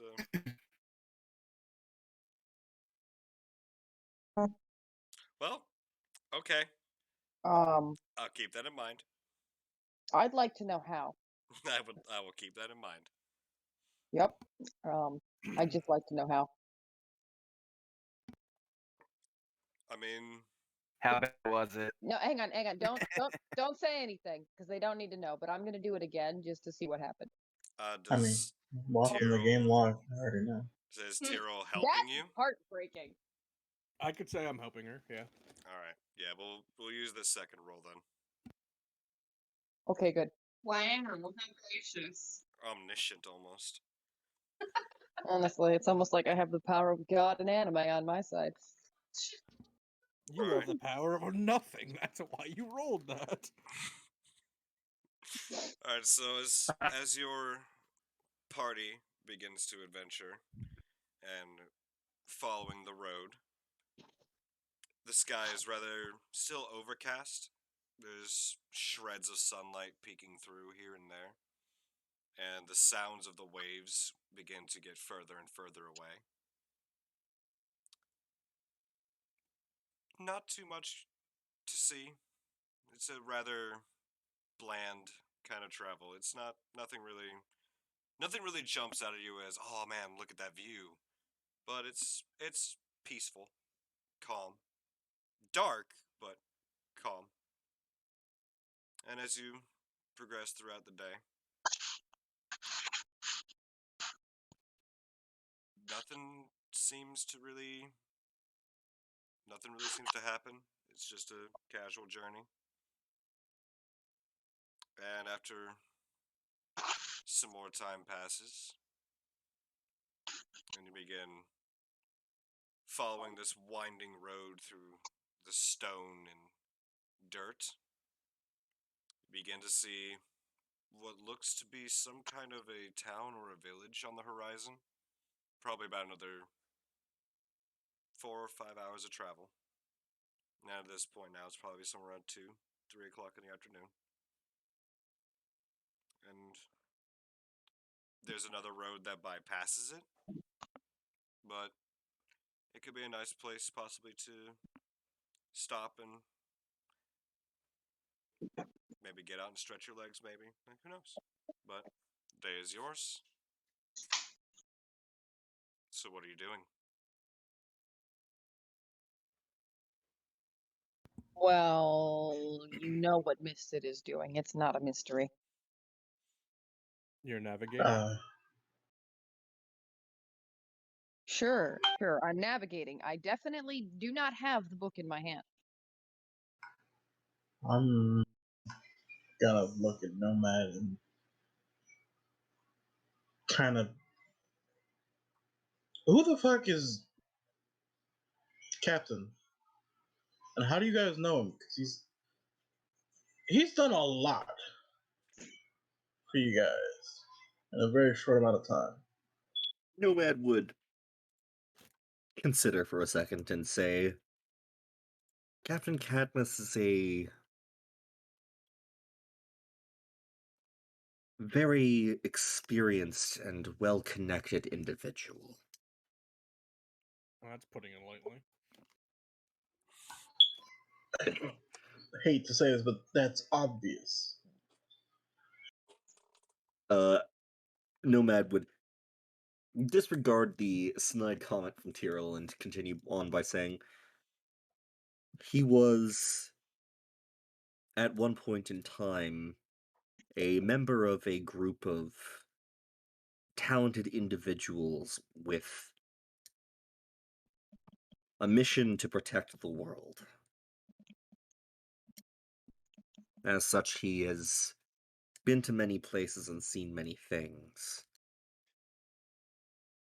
His occupation as the captain of a ship is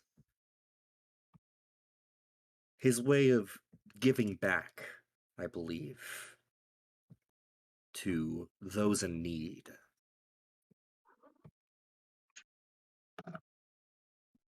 Giving back to those in need. Interesting. It just.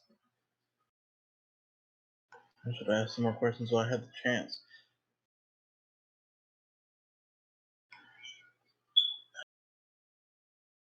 And you know him because, and apparently he's even giving you carriages with expensive and beautiful horses and letters of introduction because you've done something for him? Niece, nephew, his creation, as you're our metal man? Why is he being so generous to I don't think you guys Eldred would, specifically? at this point, understand what Nomad is. I have no clue. You're my first. Okay, so a technical lore of out of character is whatever it is that Nomad is has never been seen before. Yes. This is a completely new thing that has never been seen before, and at the point where this world is with technology, even understanding like what he is should be impossible. Yeah, so I just think it's a guy in a suit of armor. Gotcha. Yeah. He seemed like, to any onlookers, he appears as if he's just a cloaked individual wearing heavy armor all over his body. But things that stand out to you, having been in his company for the better part of the day: he does not eat. He does not drink. He never takes off the mask that he is wearing, which is very familiar to you, although you'd have to make a religion check to know why. And on top of all that, his presence is just odd, in a way. Well, hang on, Pitch. Looking at my attire, the symbol, there's a symbol that would match Yes, your to mask. you, it is very obvious. I know. What I'm saying is, like, he would at least see that the symbol is on more than one person. Yes. So I got an 18 on my religion check. So you would recognize the symbol on the mask and the symbol on the bangle that is on her tail as the mark or the symbol of Aster, who is the crown of knowledge.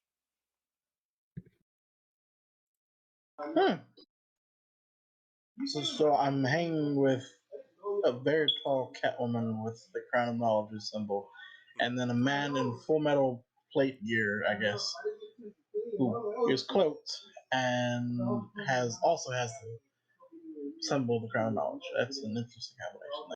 Yes. It is the 6th crown of knowledge named Aster. But Who going on presides over to all magical and non-magical knowledge, and just the gathering and understanding of the world, events in the past, and just the collection and gathering of free knowledge. yes. Nomad would continue on. We were passengers on his ship for a time, but Tyrell and I both, to our own credit, sought him out for assistance in our own matters. Whether through sheer goodwill or perhaps bemusement, he has assisted us in many ways. Speaking of which, now that he mentioned that, hey Simbad, Yeah. how much time has it been? From the start of the day, Yep. you guys woke up around 8 o'clock. It is currently now about 3. Okay, so how long until the thing wears off on me? It'll probably be about another hour. Okay. Say for safety's sake. Okay. Sounds good.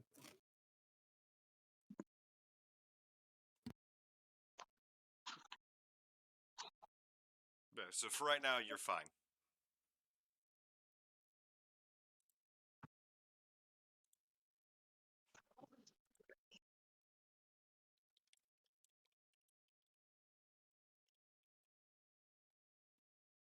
Yeah, so you guys approach, continuing your journey along, you guys approach the fork in the road.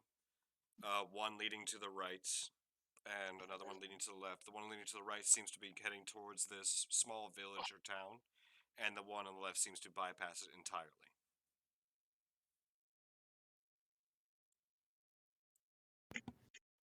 What do you suggest, Misted?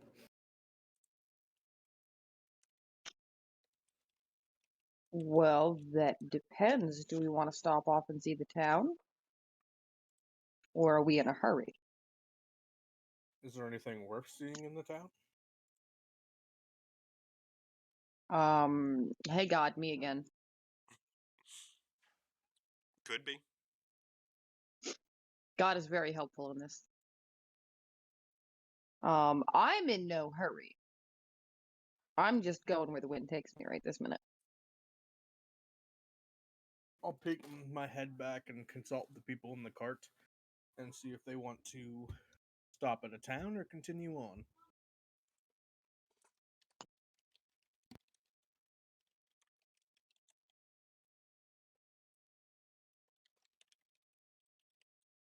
Does anyone want to stop at a town? Or shall we Take your chin with me. to our destination?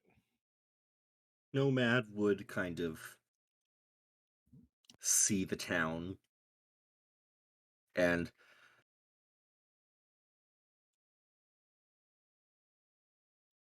kind of say, does it matter which route we take? Mist? Doesn't matter. I'm so very confused. Well, here's the problem. Hey God, check your DMs.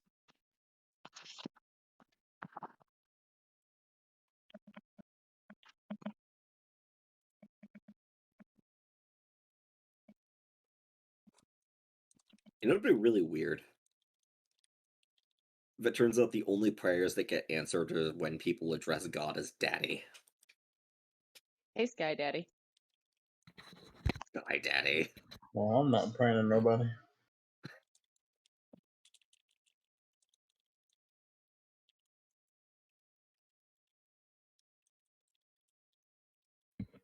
I mean,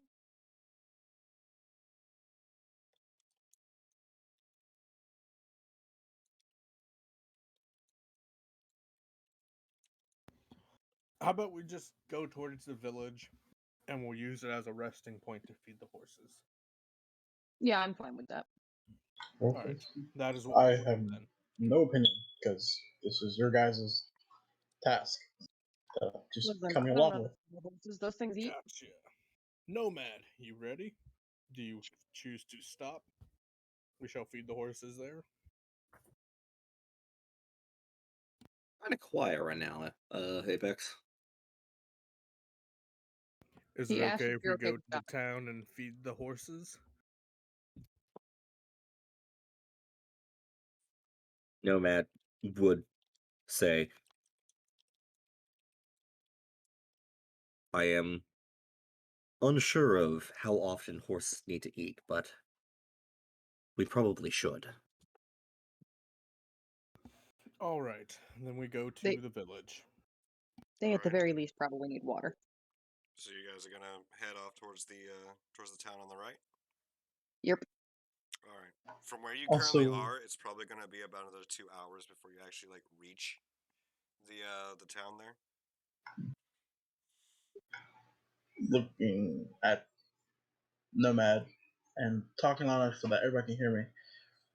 So, what is this task that you guys are that needs to take place and where we're going? Again, I've kind of jumped into the deep end without really checking depth here. I I've would asked. like a full breakdown of what's happening. Nomad would kind of glance at the other two and say, we all have our own goals to take care of at Delphi Exnum. Mine are, well, esoteric, I suppose. I'm just a resident bookworm. But these two asked me to show them the way, so So, you're going there to go to a library, find information? I mean, it would kind of be kind of cagey here with me, especially with the comment of esoteric goals. I can assure you, I'm not going to be okay. inhibiting you in any way. I don't mean you guys any harm or anything. If there's a secret that needs to be kept, I like actually tug on my vestments. I am technically a priest. Mister's gonna deadpan you. No, literally. Like I'm escorting them because they asked me nicely. No. I understand you are escorting them because they asked you nightly. That makes sense. You've mentioned being an escort. But I'm talking about them because he said esoteric His Nomad. goals. nature is he's just there to take care of something. He doesn't mean to be dodgy. He's just kind of here. And I understand that also sounds dodgy. So Yes, you this kind of shit out of luck. kind of dodgy, very much so. And Nomad as would for my say, reasons for going, Nomad would they're say, confidential. it's not necessarily a secret, but it's odd. And he would put away the journal which he was reading and sort of turn to look at Elbrig and Misted, is Misted in the on Misted the is front, Misty's yeah, on the Misted's front. in the front next uh to Tyrrell. and he would just sort of say, please don't be alarmed, and is going to reach up and remove his hood and cloak. You are looking at a humanoid being who is entirely mechanical. So there is no slits or anything where we see skin. Where there should be areas where we see skin is just all metal. There's metal, there's like some wood, there's bits of leather in some places, and it's all like, it's not like one definitive like material or type of like design. It's all like mix matched. It's not even the same type of metal in a lot of places.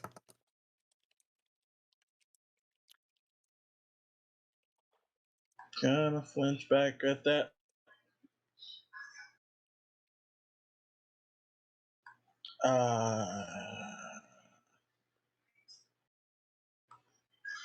immediately begins to kind of like he was sitting against Samson. Like if Samson is laid out in the cart, he's T-boned Samson, like using him as a couch. He immediately switches to going on top of Samson and then beginning to like just scratch Samson and kind of rub in circles. It's obviously someone if for a quiz if someone gets nervous and has a animal companion to help them out, a help animal, and the petting is supposed to calm them down. That's what Samson is doing. I mean, that's what Elbrig is doing to Samson. Just since Samson, Elbrig is so small, it's like the entirety of him on Elbrig just going, okay, so you're not a man in the metal suit. You're, I don't know what you are. And just continues to rub slowly and surely, face Hey, in Myth. the fur. This is probably the Misty. Tyrell probably suspected like something was off, but this is the first time that anyone here has actually seen what Nomad is. Mist. Yes. What is that out there? Thing again? What is that out there? There's something laying on the road. As you Mm, are going about your travels, Misty and Tyrell, with Misty kind of like catching on and kind of eyeing it, but still kind of oblivious to everything else, you both do notice that there is something just off the road laying on the ground. Misted can be forgiven. She was pretty damn distracted just now. It was a shiny and she is a cat. I don't know, but we certainly need to find out. All right. Well, I will get the cart close enough to said object and stop it short of it, and then hop off and go inspect it. Seriously, nothing about the man who's fully made of metal. Just going to accept, rub the dog. Accept it. Yeah, pretty Rub, much. rub, the dog. This is just Listen. Tuesday. It's just Tuesday. Yeah, no, Misted's confused, but Misted at this moment is just cannot even. She cannot even nod. Yes. I think right now the two on the front of the cart are kind of they're definitely Preoccupied. We definitely cannot see as much of you as he can. yeah. It's definitely a spectacle, and they're sort of like peeking glances, but they're also like Focused. definitely wary of the fact that there's something lying on the ground in front of us. Mhm. So That Nomad not will worried of the fact that you're just weird. yeah. Nomad will put back on his cloak and hood and say, I am hiding my appearance because it is as you say, as you can see, unsettling.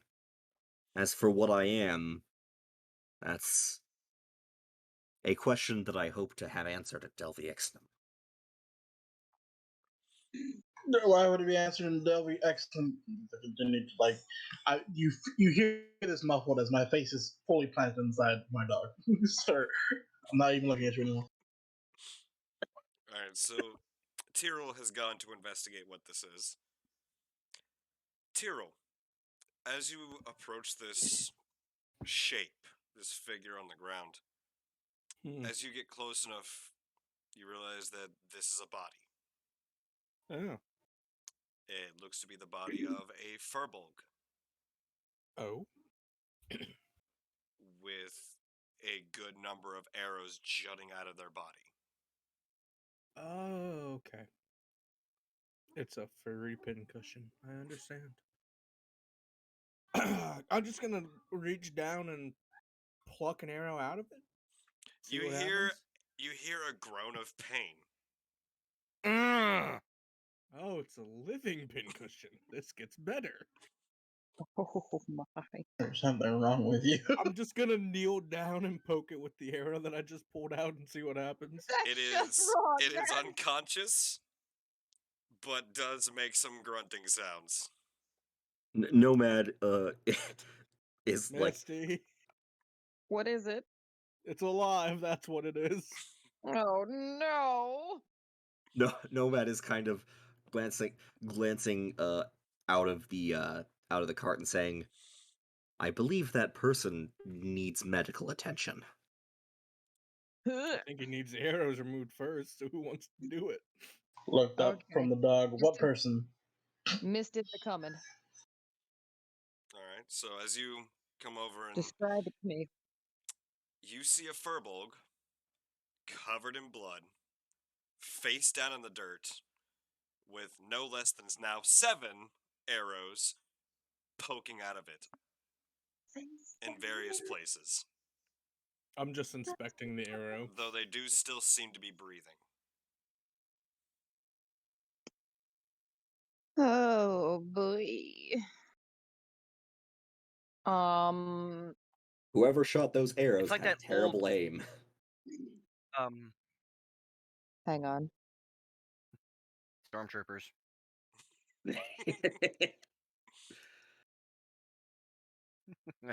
Okay, so I'm gonna ask this question, but I'm also gonna roll my my medicine check to determine my answer, please and thank you. And you know what? It's gonna be an ass, and I get that, and it's gonna happen.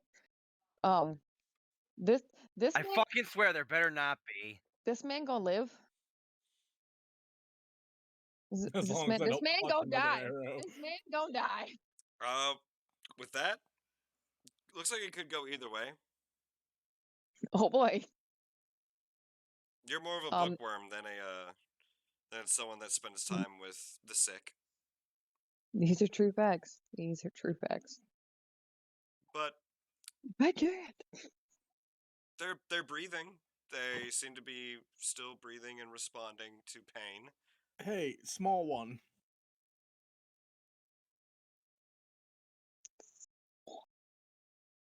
Tiny one on the cart.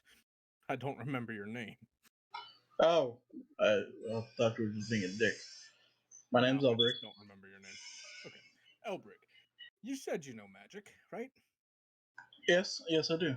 Do you know anything of the healing variety? Oh, right. You guys mentioned an actual person that is in trouble, right? Yeah.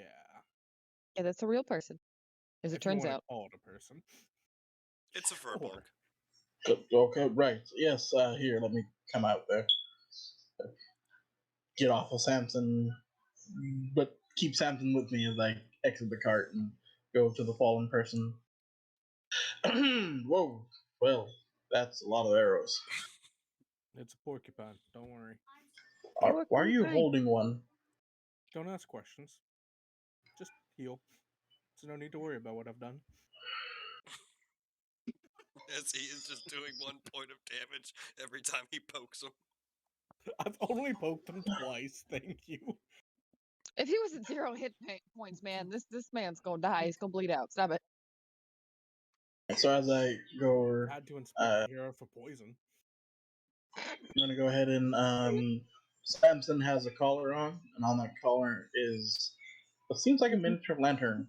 How much medicine this man gonna die? Like an old school wire, lantern or whatever. Take the lantern from his collar and hold it up. There is an orb inside the lantern that begins to flare with light before we go ahead and reach out and touch with our opposite hand the poor man on the ground and cast Cure Wounds at the 2nd level, for he's very hurt.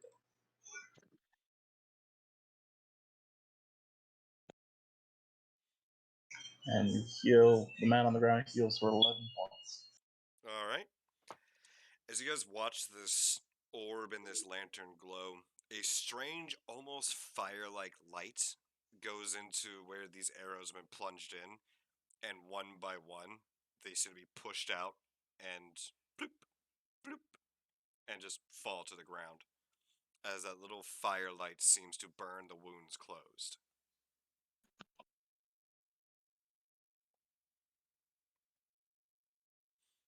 A few more minutes pass.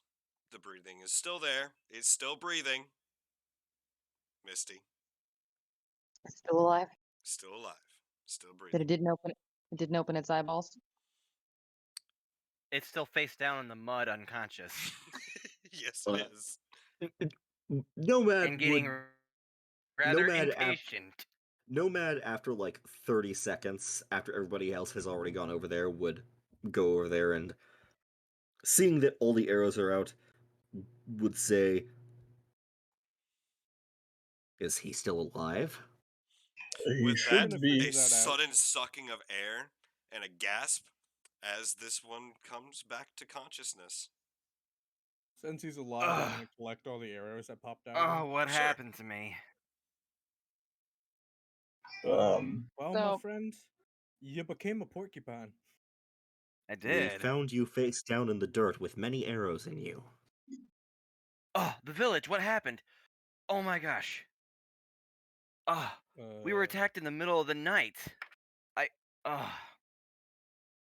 Yeah, still kind of recovering from the injuries, but that was the backstory on my character.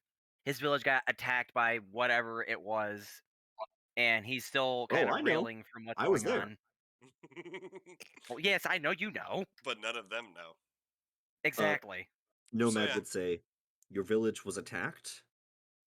Is it?" And he's going Yes. to look at the village down the road and point at it. "Is it that village?" My character just kind of grudgingly gets up and just kind of laying on his side to try and prop himself up a little bit as he's still kind of groggy from the effects. Like, no, it's not that one. The village I come from, it's in the wooden area, just to the east of Sunder Hollow, off in the woods. Nomad like stops, takes out his book on geography, opens it up to opens it up to a page where there's a general map of Venaru on it, and kind of looks back at him and says, "You are on the opposite side of the continent from that village." My character just kind of looks there with a stunned look on his face for a minute, like, We not are- believing what he just heard. Like, say that No- again? Nomad would kind of look at him for a moment and say, "We are only several hours out of Serpent's Calling." My character just kind of rubs his eyes a little bit and looks around, realizing that he is no longer in a forest of any kind. Like, what the heck? How did I get here? I remember running for a ways, and then I kind of just lost consciousness. Did you happen to get shot in the ass while you were running? And back, and spleen, and kidney. About a dozen times or so. I'm going to assume that's the reason why he lost consciousness. We came upon him on the verge of death. Yeah. You can easily put two and two together. Well, someone could have Yeah, came across and poked this point. arrows into him, you know? Nomad would ponder for a second and put his book away and say, "Well, it is good fortune that you survived." Right. Yes. Thank you for healing me up. Ugh. But yeah. My character is fully able to stand and everything, right? To a degree. He's kind of weakened and a bit shaky. And still Okay. very much confused. Yes. Okay. In So yeah, fact, my character is gonna try and slowly but surely try and stand himself up as he Your con- wobbles and just kind of Your condition is akin to waking up behind a 7-Eleven after a wild night of drinking and realizing you're in the next state over. So That's he's about kind of what it got a is. hangover. Well, a pain hangover. And the events that had transpired before he regained consciousness, even they seem a bit blurry and faded and just hard to really remember things. Right. But he does remember that there was an attack and that he somehow escaped. But that's Nomad about would it. say, "You said your village was attacked." Yes, it was attacked. No, he would say, "Was it bandits? Beasts?" I don't know how else to explain it, but it almost seemed like my own people from our village attacked themselves. It was weird. Like, the vague Nomad. memories you do have Yeah. of the attack, it just seemed like you just came under attack from the shadows themselves, and then Okay, so my character does remember that part. he remembers that there were shadows moving, but doesn't remember anything in too much detail, but does also somewhat remember being attacked by members of his own village, of his own community. But aside from that, not too terribly much. On hearing this, Right. Nomad ponders for a second and then it glances over at Tyrell. You're thinking the same thing, I cannot help but remember The the town when we unfortunate first came. the unfortunate towns members of Serpent's Calling from the night before. Mm-hmm. What do you Well, guys mean? Was there anything you can recall about the people who had attacked you? Your own clansmen? yes. Were they Anything out of the ordinary? behaving strangely? Well, and then he stops and then says, "Forgive me, that may have been indelicate. By behaving strangely, I mean, did they seem ill, perhaps?"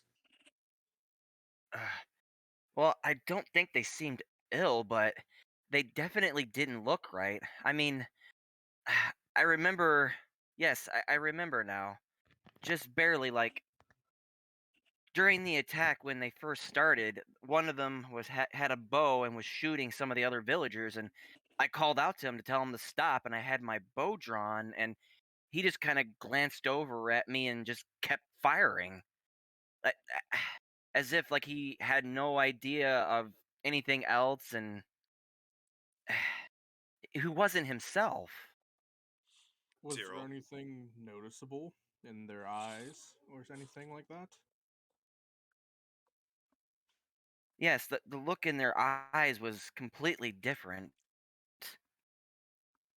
The ones that are attacking the people in the village. I mean, yeah.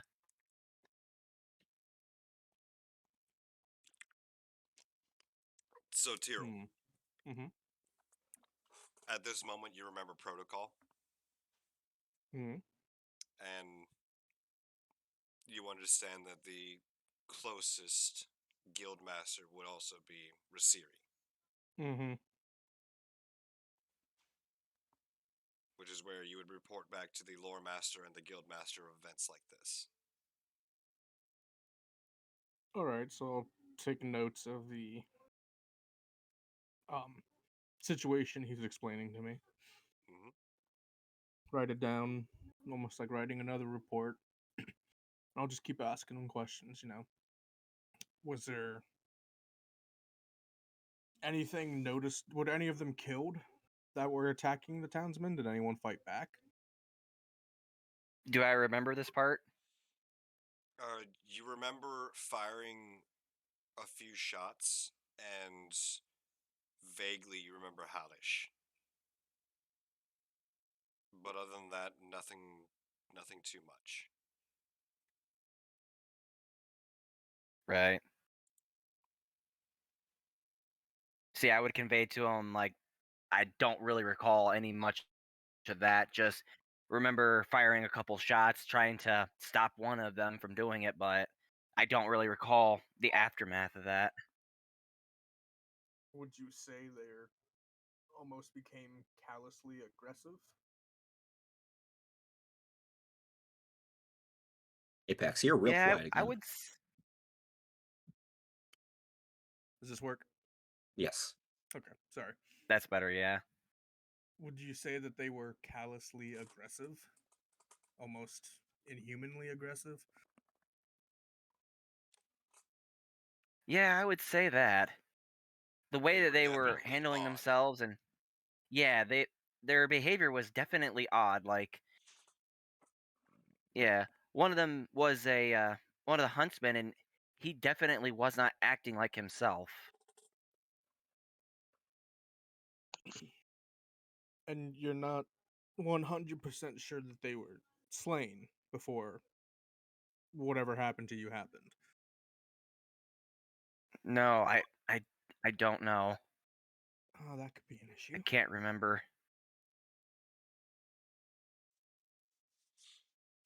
All right. I'll just finish writing that report and tuck it away and just kind of tell Misted that this might start becoming a little bit more time sensitive of a travel than I thought. What Well, does that mean? that sounds like we need to get a move on. Yeah, it means that there's some issues going on, and it sounds like it's starting to become more pressing. severe. I can't Okay, be so sure until I have someone look over it, but it sounds very similar to a situation we had the other night. what happened the other night? Some townsmen just started acting very strange and started attacking. Nothing So too out there's of the ordinary, just the they strange part is that they were attacking. Nomad just would Nomad would definitely pick up on the fact that Tyrell is not mentioning everything. So he would kind of look at Tyrell to try and catch his gaze. And Oh just yeah, like I'd be staring you down daggers, being like, "Don't even open your mouth, just let me handle it."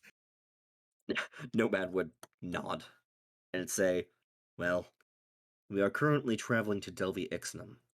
If there are any answers for you, they may be there." Answers for who? About what? The other night? This guy's village?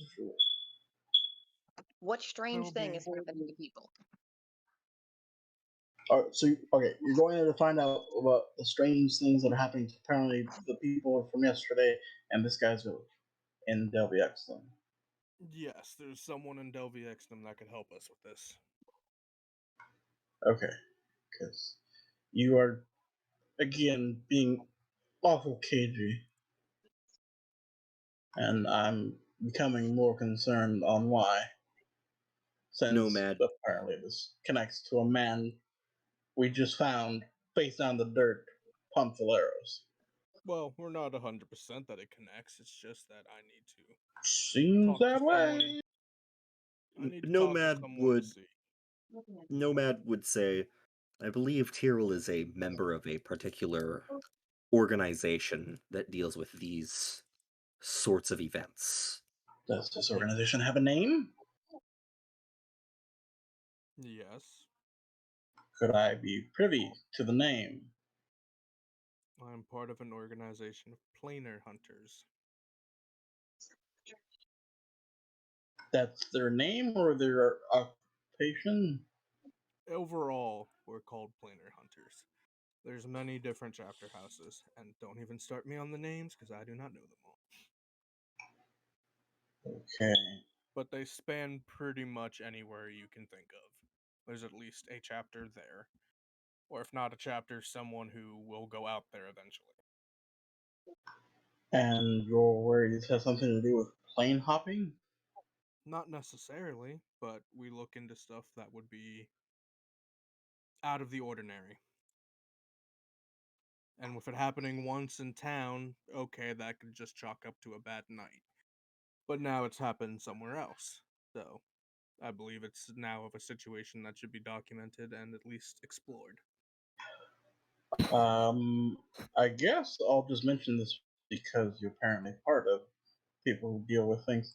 When I arrived in Serpent's Calling and got off the ship that I was on, well, yeah, there were these weird creatures with black, glossy skin that were attacking the town.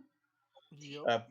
Captain Cadmus actually just kind of eradicated them, and hell of a display of magic out of nowhere.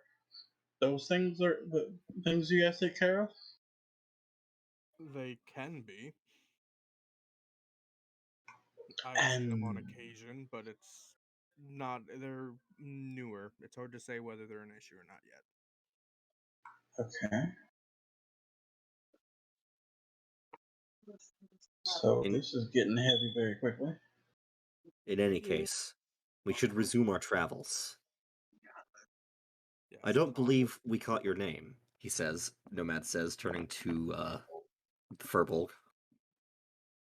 Oh, my name? Yeah. My name is Rolagalore. Rolagalore Pinegrove. I'm a ranger. I'm calling you Ruger. Oh, No, I'm Nomad calling would you a nod. bitch. Nomad would nod and say, "Well, Sir Pinegrove, it may be for the best that you travel with us. I'm sure that Tyrrell's fellow guild members would be interested in hearing the story, just in yeah. case My you remember more." character. Right. My character nods and agrees. Don't see where else. Yeah, don't see where I'm going anywhere else. I might as well throw in with the rest of you guys. All right. So you guys are once again met with the option to pass through Silverscale, which is the town or the village that is on the path that you guys were starting to take, or to bypass it completely and taking the left route. Let's please stop in Silver Skull and, see if there's any information about random people appearing with arrows in them. I say we go to Silverscale. It's still a good spot to rest, feed the horses, and at least gather some information, maybe some supplies if needed.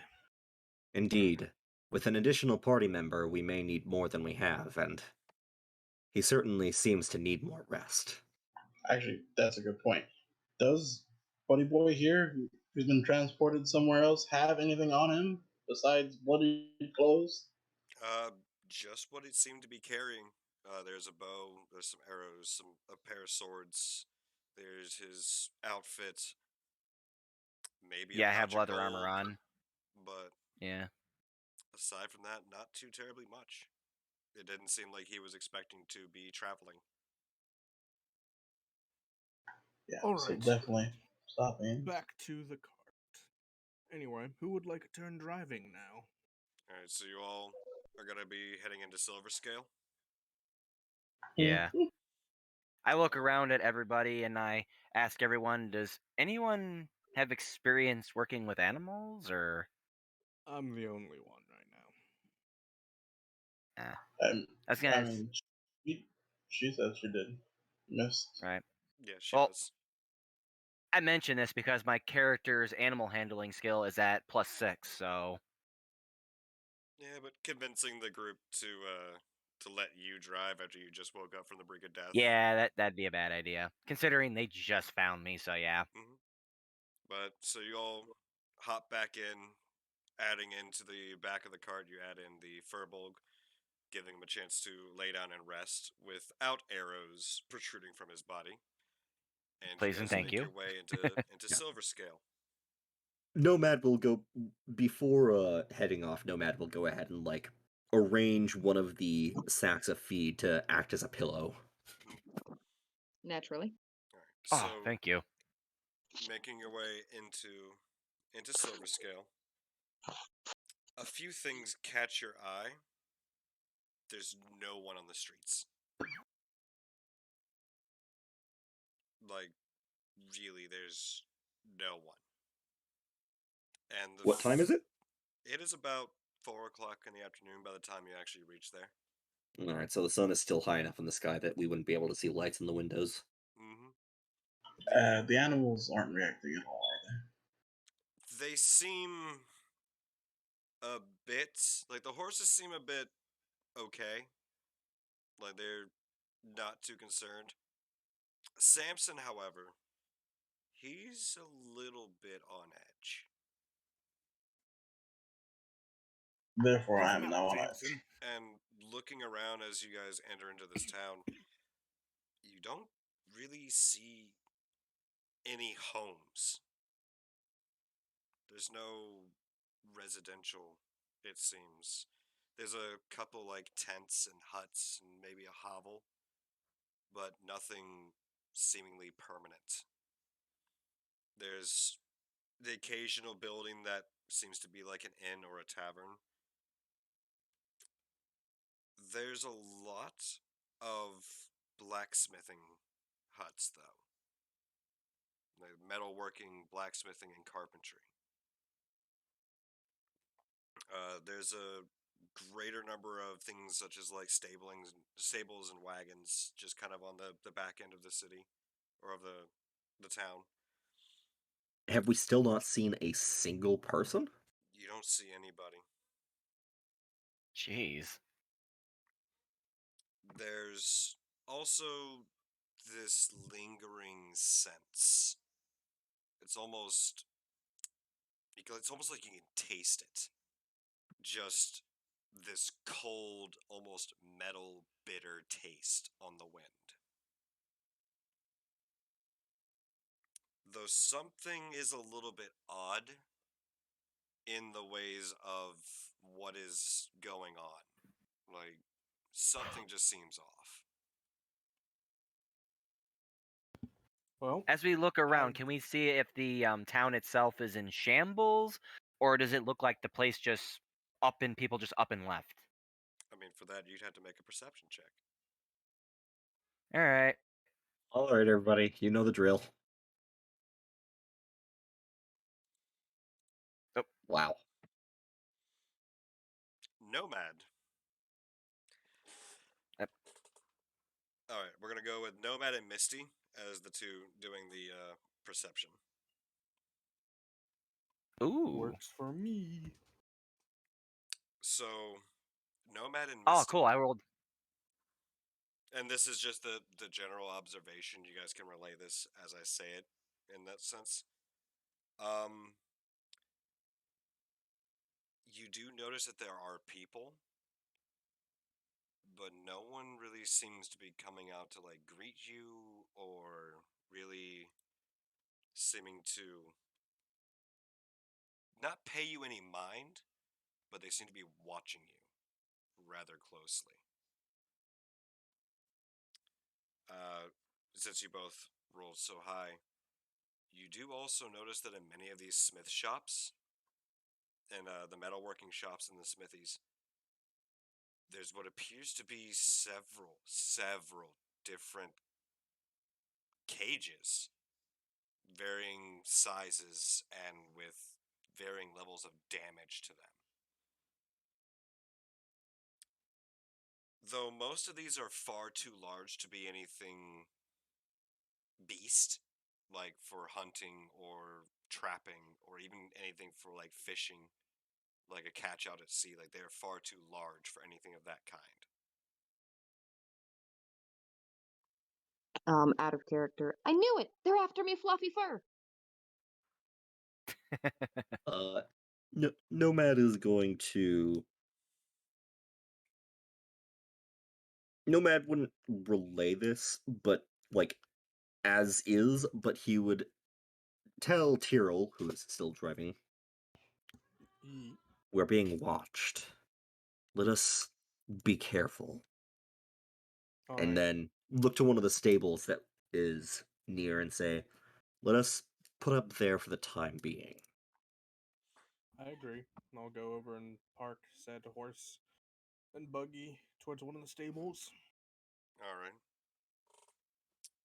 So you all Are we park near the tavern or anything? There is the idea that maybe this building nearby is an inn, but it's rather run down. All right. But we're going to pick that up on the next session. Cliffhangers. Dun dun dun. I don't feel safe. I guess you could say this town is misty. Oh shit, bro. That was Alright, terrible. so the next question about this is she does work next Friday, but this also would be a time where you guys would be allowed to have a session without her, or perhaps even the session without her after that as well. As Yeah, I work the next the 2 next weeks she Friday. works closing, she won't be able to join us. But the following 2 weeks after, she will be able to join us. All right.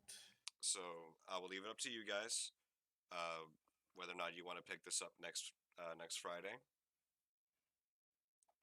As you guys aren't really that close to Delviexnum yet.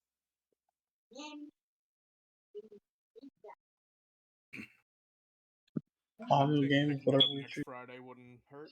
We're not that far in. All right. But with Well, that, we will be picking back up in Silver Scale in session 2. And who knows what you Alright. might find out here.